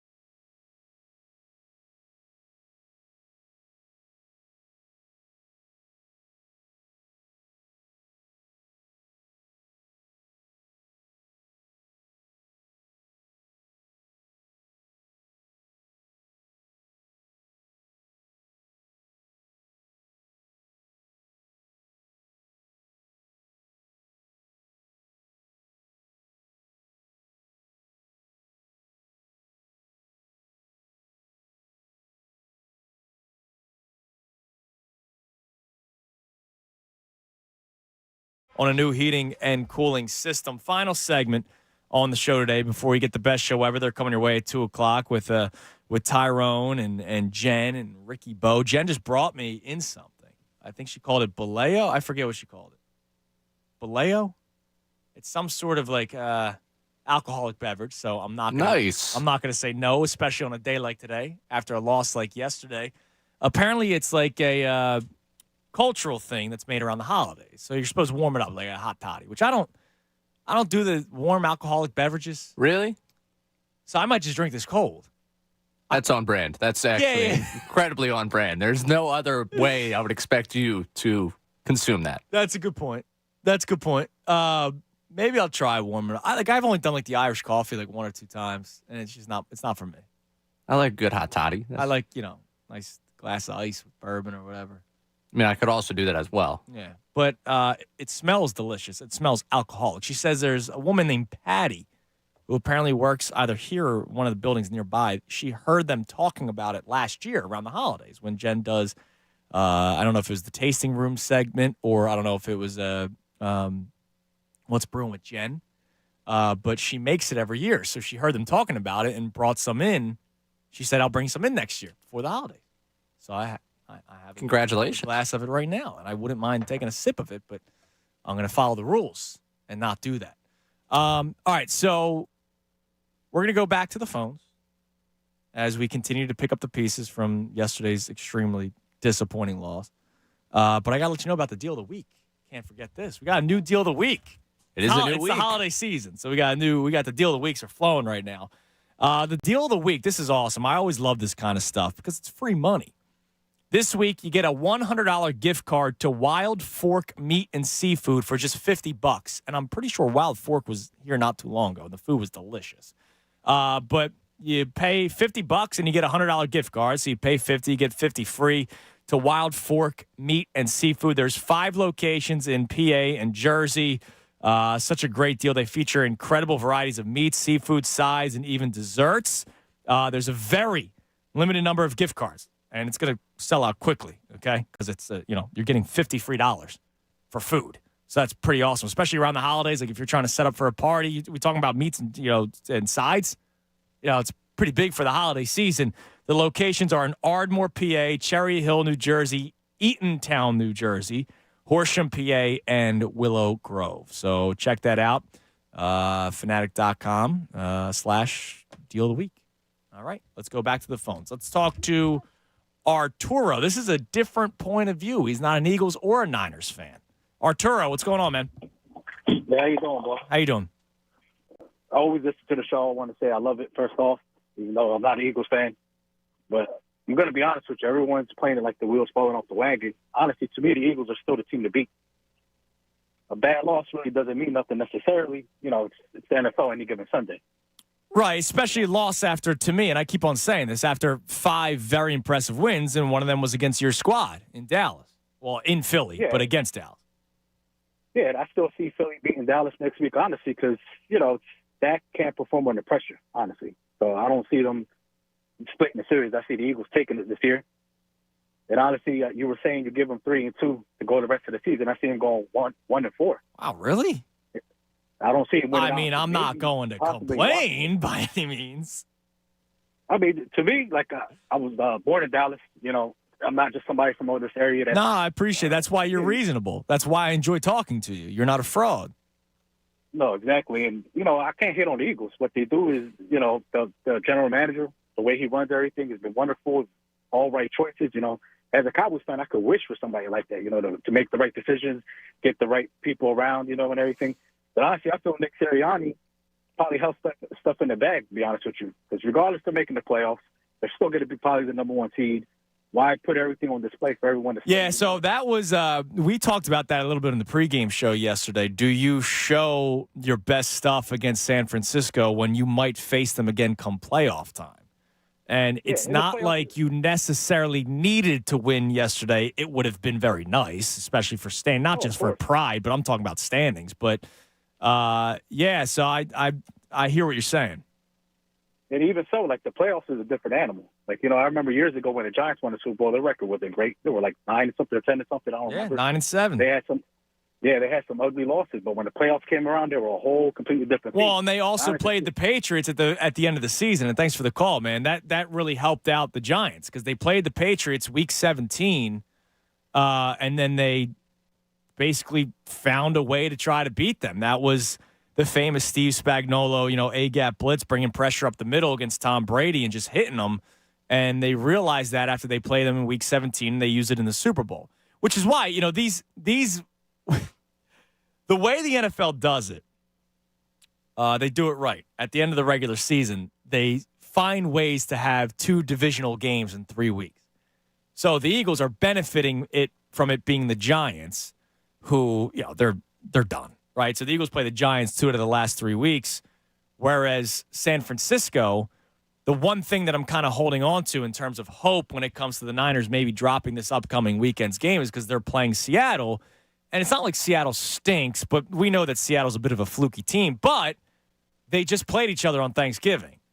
So Seattle just played San Francisco on Thanksgiving. Maybe they find something, or they get completely outclassed like they did on Thanksgiving Day. But maybe they found something that could try to beat them. But not that I'm going to try to make a Cowboys fan feel better about himself. They play the Eagles, Bills, Dolphins, Lions, Commanders. That's a very tough schedule. 1-4? He's down about his team, man. Incredibly down on his team, which is really surprising. Today, if I woke up as a Cowboys fan, I think I'd be thrilled. 1-4. They finished 10-7. Like, that would be tough for a wild card spot. That'd be a joyous day here. It would be still good enough because I don't think the Rams reach 10 wins. I don't think the Seahawks reach 10 wins. I don't think the Vikings or Packers. These teams are all 6-6, Vikings and Packers. So I think they'd still make the playoffs. But if they made it as the 6 instead of the 5, that's big in terms of they have to play the Lions. I don't think they are going to lose to the Lions, but if they had to play the Lions, that means Lions-Cowboys battle, and that probably is better than them having to play whatever slop comes out of the South. Right. Yeah, absolutely. So I would prefer that to... Yeah. And then it would be Cowboys-Eagles in the divisional round of the playoffs because they reseed. Right, and there'd be no 7th seed is... So it would be Eagles-Cowboys. The Niners would be playing the slop team from the NFC South unless they were to lose their wild card matchup, which is quite possible. You know what? Maybe that Packers team starts to go on a run here. Hey, maybe energized by Jordan Love. Yeah, we didn't do our Around the NFL segment. Yeah, because you want to silence the Jordan Love. That's what it is. You want me to silence the Jordan Love? You just don't want to hear Minshew Mania continues in Indy. Stop. Winners of 4 straight, baby. Look out. Oh, give me a rest. The Mustachio Bandit. Give me a rest. 7-5. Where have I seen this before? Look out, Jacksonville. Shane Steichen and the Minshew train are coming. All right. You can have your moment. You can have your moment. Enjoy it. Enjoy it now. It's fleeting. It's amazing, dude. It is amazing. All right, let's go back to the phones. Let's go to Israel in Elkins Park. Israel, you're on the Fanatic. How you doing, guys? What's up, Israel? These guys, this game yesterday brought me out of retirement. I haven't called in a year and a half. First, I need to address these cockroaches 49er fans. They haven't won a Super Bowl in the last 30 years. The same for them cockroaches, the Dallas Cowboys. They haven't won a Super Bowl in the last 31 years. So at the end of the day, all this peacock and all of this crowing, live in your reality. That means anybody that's 29 and under never saw it. The Eagles went to a Super Bowl and won in 18. We went back to another Super Bowl last year and took it down to the very last second. And to address yesterday, this was their Super Bowl. The Niners got 2 or 3 more losses coming. We're still going to be the number 1 in our division. They're going to lose to Baltimore. They're going to lose to either Seattle or the Los Angeles Rams. Okay. This is San Francisco. And the Cowboys are either going to lose to Detroit. The Eagles are going to beat them up because we were embarrassed yesterday. So everybody that we've been just getting by, that's out of the window. We were embarrassed. They're going to be ready to play football next week. Yeah, absolutely. And look, and the Howie Niners.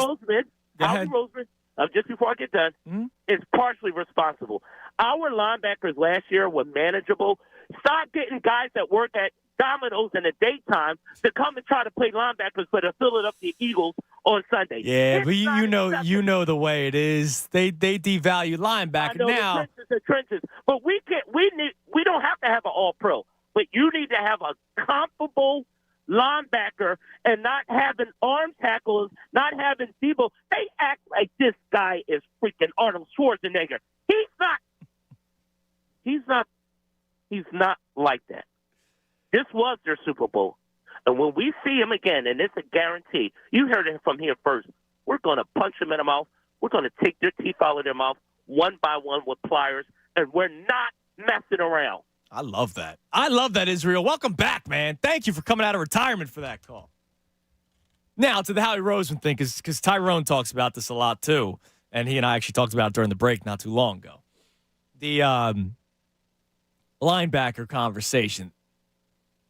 Whether you agreed with the decision or not, don't do revisionist history. I'm sure 80% of Eagles fans agreed with it. I was one of the people that were hesitant. They put their breads in the basket in Nakobe Dean. When TJ Edwards did not re-sign here, and he got paid, he actually got a decent contract, right? And so he got paid more so than what the Eagles would give him because the Eagles they're not going to pay that kind of linebacker, right? Now what are you going to do? So you drafted a guy in the third round who was supposed to be a first-round talent, fell to the third round for whether it was mysterious injury reasons or because maybe they saw something and go, this guy's not going to translate to the NFL because of his size. The Eagles took him in the third round. You also took Nolan Smith in the first round, who was kind of that hybrid player. And so you relied on Nakobe Dean to be that middle linebacker for you. You brought in the veterans in Zach Cunningham and Nicholas Moreau to go alongside. Don't forget Sean Bradley. I know Sean Bradley hasn't really had this incredible career. He got hurt when? During training camp? I didn't think he played in a preseason game, did he? Thought it was a preseason game, but I might Was it a preseason game? Okay, so Sean Bradley's out for the season. You were relying on the guys that you drafted. And then the veterans that you brought in on vet minimum deals. Bradley's hurt. Nakobe Dean's hurt. Now what? There's not many linebackers walking the streets, except now Shaq Leonard. And you have to hope that Shaq Leonard picks you and not the Dallas Cowboys, and then you have to hope that Shaq Leonard is serviceable because it's not like Shaq Leonard is the Shaq Leonard of old. But the whole, Howie Roseman's to blame about the linebackers. Who are you going to pay? Well, you can also look at some of the draft picks and we talk about. I remember Davion Taylor, like that. Oh yeah, like some of these, I hated that pick. Right, but he didn't play football.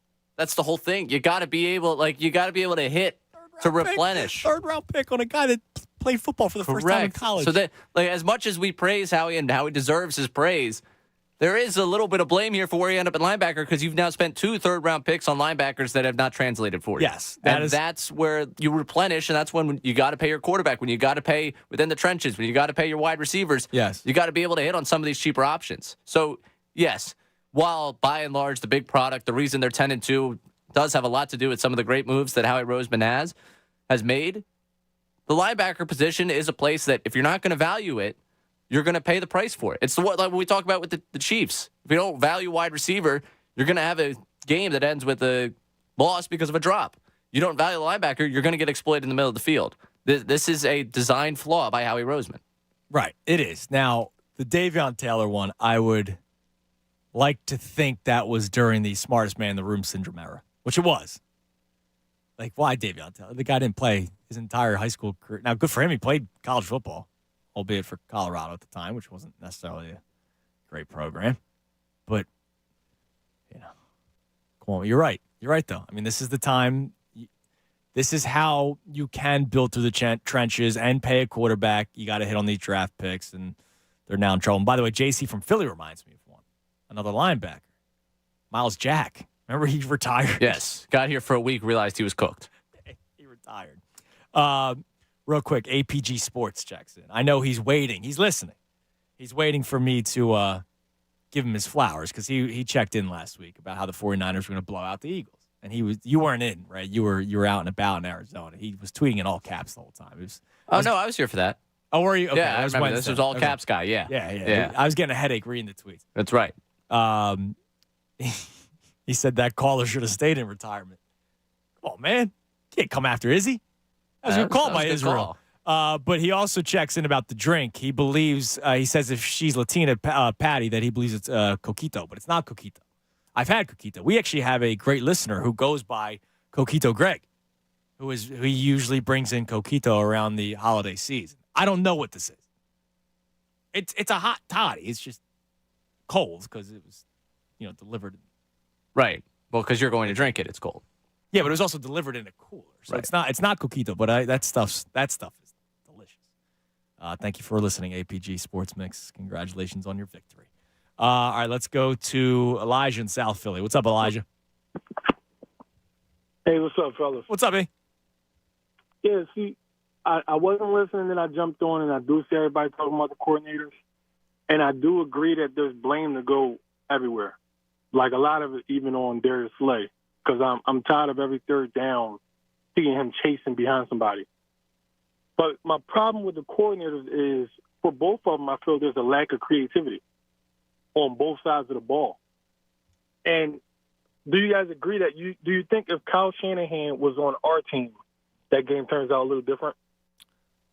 Not 100% sure. I mean, look, I get where you're getting at. Look, Kyle Shanahan is a good offensive mind. I hate how he's, crowned boy genius before he's won anything, but he has a much more creative mind offensively than what Brian Johnson has.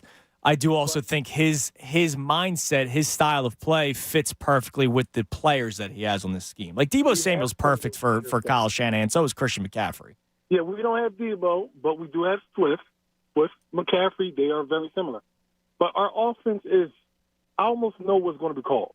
It's downfield or nothing almost. That's why I love when Devontae Smith is involved. But it seems like him and AJ only run 2 to 3 routes. And on defense, we just have to up the middle blitz. We don't never do a corner blitz. And he probably doesn't do some of the things because of the personnel. Yeah. But you're playing with fire when you allow people to consistently march downfield. You play with fire when you do that. That's why. But here's the thing. That's an NFL thing, right? That's a Vic Fangio, bend but don't break, and that's an Eagles philosophy. Think about it. Who have been your defensive coordinators the last couple of years? You have Sean Desai now, Gannon last year and the year before that, and Jim Schwartz. And it comes with wins. So it does come with wins, but it is very hard to watch. And I'm defending the Eagles all day long, telling people, well, you had 450 yards, but you had it on us. But you play with fire when you just let people just come in and get 400, 500 yards consistently. And now that we don't have the same horses as the cornerbacks like they were playing, you're playing with more fire. Yeah, and that goes back perfectly to the 2 Commanders games, right? And you pulled out those wins, and thanks for the call, Elijah. You pulled out those 2 wins, but those games, on paper, a lot closer than what anybody anticipated. And it goes back to playing 10 yards off the line of scrimmage. You don't want the big play over the top.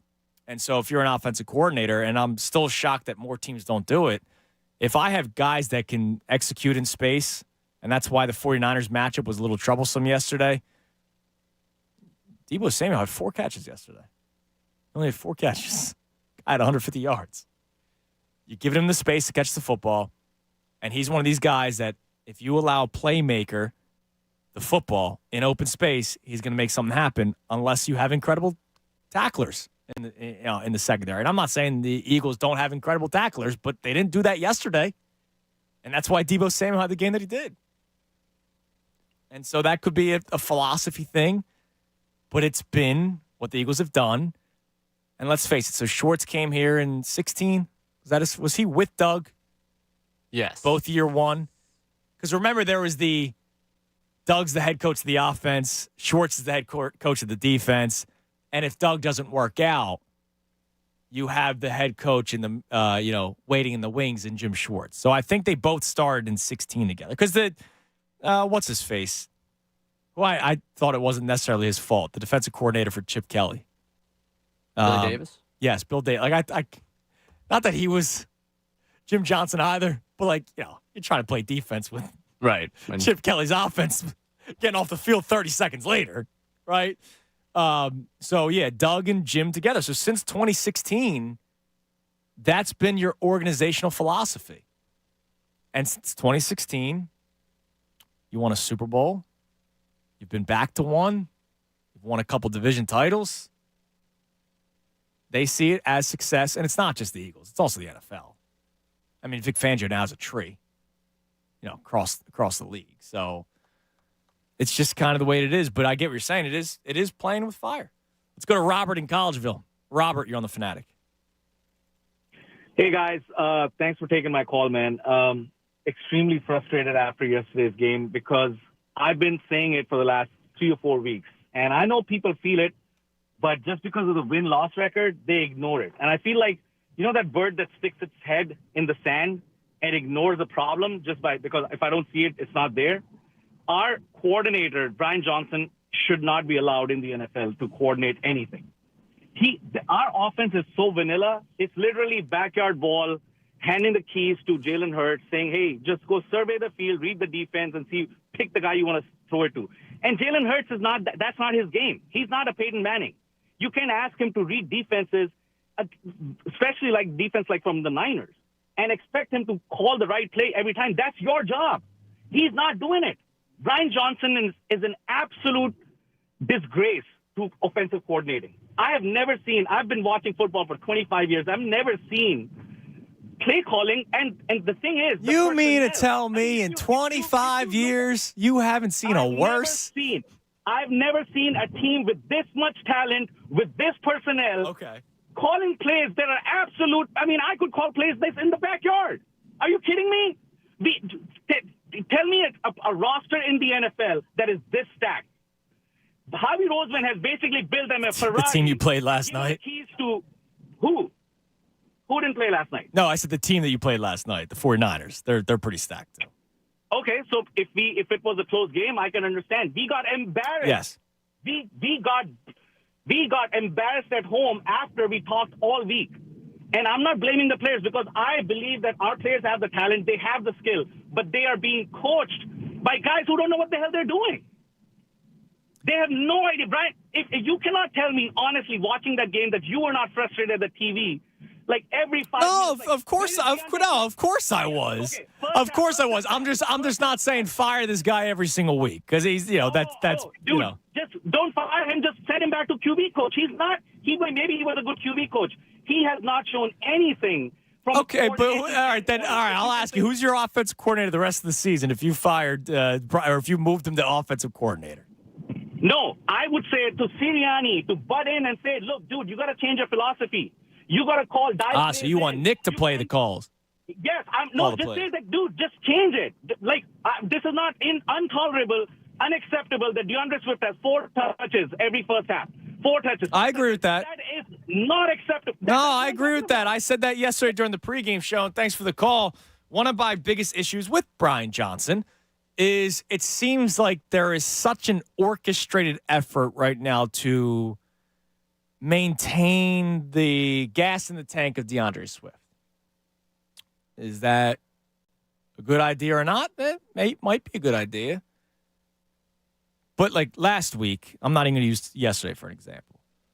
Last week, I don't need to see as much Kenny G as I saw in the first half, especially when they were like they had nothing going offensively last week against the Bills in the first half. And then you put Swift on the field for the majority of plays in the second half, and it really worked. Now, was that because Swift was more energized than the opposing team because he hadn't really played all that much in the first half? Or is that because he's the best running back on the team? Now, yesterday was a little bit different. Yesterday, they were terrible yesterday across the board. Not just Brian Johnson, but also the players on the field itself. This Brian Johnson thing's not going to end. No, it's only going to be amplified by this week. No, I said this yesterday as well. He's become the Jonathan Gannon of this year, where it's you're now 10-2, but you're 10-2, and you're not going to get credit when credit's due, and you're going to be the blame when they lose. And I'm not even, like, here's the weird thing. Like, I'm not a big Brian Johnson fan. A couple weeks ago, we had this conversation to my man's point. That Commanders game, when they won 38-31. This was not the overtime one. This was the second one. I believe that was the game I said that was one of the most boring offenses I've ever seen, and yet they scored 38 points. You remember that? I do remember that. I was like, that was one of the more boring offensive game plans, and yet they scored 38 points. And it was exactly what he just said, and exactly what the caller previously said. It's Devontae Smith finding space in the middle of the field. It's A.J. Brown slant route or deep, and it's Dallas Goedert somewhere underneath. It seems like those are the plays every time, unless it's a handoff or a Jalen Hurts quarterback draw. Like, those are like, everybody that said he's running the same 5 or 6 plays, I can't necessarily disagree with you. Now, let's face it, there's more than 5 or 6 plays. There's no way he's got a sheet, and it's play 1, 2, 3, 4, 5, 6. He's just flipping through a little packet. Yeah, let's go play 3 left. Let's play 6 right. Like, it's not that. It's the recent plays in Madden. Yeah, like, come on. He's not. On the last 6. He's not doing that. But I get what you're saying, because I had that complaint after a win when they put up 38 points, that it was the most boring offensive game plan I've ever saw. But if it kept on working, then why would you stray from it? But he's going to have to. Now he's playing the Cowboys for a second time, and he's going to have to, mix some things up. By the way, I want to thank D Rose, D Roseman95 on Twitter. It's Coal Region Boilo, Boilo, from the Coal Region, Pennsylvania. Got it. Boilo is a special Yuletide drink that has been enjoyed by natives of the Pennsylvania Coal Region for over a century. It uses raisins or dried currants.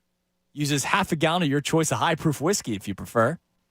So here's the ingredients. 4 cups of water, 4.5 pounds clover honey, 4 oranges, 3 lemons, 1 cup raisins, 6 cinnamon sticks, 1 teaspoon caraway seeds, half a teaspoon allspice berries, half a teaspoon whole cloves, half a gallon of 190 proof grain alcohol. So it's very reminiscent of the Lithuanian honey liquor that I made for the wedding. So I'm excited to try this. Excited for you. Sounds good. There's a lot there, honestly. There was a lot to put in one drink. A lot of booze. A lot of booze. Well, yeah, that's good. Real quick for you. Yes. Something from Josina Anderson. I'm told as of right now, the Eagles have some optimism. Shaq Leonard is coming to Philly. That's the extent to the characterization at this time. My understanding is the Cowboys have not received any indication of Leonard's decision as of this early afternoon, per sources while I'm traveling. Okay. Look, it would be a much-needed acquisition for the Eagles. I will temper my excitement. He was released for a reason by the Indianapolis Colts, who are still fighting for a playoff spot, by the way, because of Minshew Mania. But they need him. That's why, like last week, when it was Leonard or Ertz, who are you picking? Like, it's not even a conversation. Like, it's Shaq Leonard. I don't even like have a split second of thought with the opposite. This is a guy that you desperately need, even though he probably won't be the all-in, be-all savior for you. But maybe a savior is just being good enough at this point.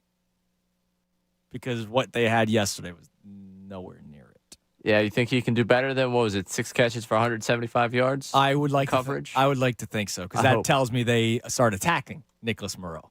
Which why wouldn't you? Exactly. Why wouldn't you? All right, that'll do it for a tough Monday. By the way, real quick, got to let you know, 1 o'clock hour brought to us by Ferguson HVAC Line Conklin. Attention HVAC contractors for equipment parts and supplies for every heating and cooling job is one of Ferguson's counter locations in Ben Salem, King of Prussia, Pennsauken, or Westchester today. Best show ever coming your way next. They'll continue it. So if you haven't gotten your stuff off your chest, you have another 4 hours to do it with Tyrone and Jen and Ricky. Ray, it was good to have you back. We'll continue this conversation tomorrow right here, 97.5 The Fanatic. Fanatic Sports Update. Birds get beaten up. I'm Ray Dunn. This update is brought to you by Pennsylvania Health Insurance Exchange Marketplace. Get the lowest cost on high-quality health coverage now through Penny. Enroll by December 15th at penny.com. That's penny.com. The 49ers beat the Eagles 42-19 on Sunday. It was the rematch of last year's NFC Championship game, and the Eagles jumped out to an early 6-0 lead, but from that point on, it was all San Francisco. Eagles allowed 6 straight touchdown drives to the 49ers. Brock Purdy threw for 314 yards and 4 touchdowns. Jalen Hurts threw for 298 and scored a pair of touchdowns. The Eagles still the best record in the NFL at 10-2, but only hold a 1-game lead in the NFC standings. Now all focus turns to the Cowboys in Dallas next Sunday. Flyers back in action tonight, looking to win back-to-back matchups against the Penguins. Flyers won 4-3 in a shootout against Pittsburgh on Saturday. The game is at home tonight, and you catch the live call right here on 97.5 The Fanatic. 76ers lost to the Celtics on Friday night without Joel Embiid, Tyrese Maxey, and Nicholas Batum. Sixers back in action on Wednesday night against the Wizards. Catch that game right here on 97.5 The Fanatic. Keep it locked here for all the latest news and information. I'm Ray down the home for the Sixers, Flyers, and Union. 97.5 The Fanatic. Tyrone Johnson, Ricky Batalico, and Jen Scordo. The best show ever. Listen weekday afternoons 2 to 6. The Eagles, the Phillies, the Sixers, and the Flyers. We have you covered all day, every day. 97.5 The Fanatic and 97.5thefanatic.com. Switch to Verizon and you'll save. Get in the holiday spirit, Philadelphia. Verizon has an extra gift for your family this season. You can save a lot. Get $800 in Verizon gift cards when you switch your family of 4 and get 4 new phones on us with Select Trade-In and Unlimited Ultimate. Great deals from Verizon. Great deals from Verizon. There's never been a better time to switch, but this offer won't last forever, so hurry in. Switch to the network America relies on. Get $800 in gift cards and get new phones for the whole family on us with Select Trade-In and Unlimited Ultimate. Visit your local Verizon store today. $999.99 device payment or full retail purchase with new smartphone line on Unlimited Ultimate plan required per phone. $200 Verizon e-gift card with port in per line. Less $1,000 trade-in/promo credit applied over 36 months. Promo credit ends if eligibility requirements are no longer met. 0% APR. Texting privacy policy and terms and conditions posted at textplan.us. Texting enrolls for recurring automated text marketing messages. Message and data rates may apply or apply stopped, opt out. Go to nomoredraftywindows.com for full offer details. Attention all homeowners. Do you know when to replace your windows? Feeling too hot or cold? It's time to replace. Fog between the glass. Time to replace. Spending too much on expensive energy that literally goes out the window? It's definitely time to replace. If you put off replacing windows in your home because it's too expensive, here's great news. You can now get a free in-home window consultation and free price quote from Renewal by Andersen, the company with the most 5-star reviews among leading full-service window replacement companies. And right now, you can save $359 off every window and $887 off every door. Just text HOME to 200-300 for your free consultation on top-quality affordable windows or patio doors for no dollars down, no payments, and no interest for a year. That's right. You don't pay a dime for an entire year. Plus, save $359 off every window and $887 off every door. But hurry, these big dollar savings end this month. Text HOME to 200-300 right now. Text the word HOME to 200-300. Don't wait. Text HOME to 200-300. Hey, guys. Bob Cooney here. Imagine if your favorite casino came with an undo button. Well, guess what? You get that with FanDuel Casino's Play It Again. Get up to $1,000 back if you're down after your first day. Play your favorite table games and hundreds of slots for real cash. See why FanDuel Casino's the #1 rated online casino app? I've told you so many times how much fun it is to look at their daily and their weekly promotions. And when you play with a live dealer. And should you ever have any questions, the best in-class customer support team, they are there all the time.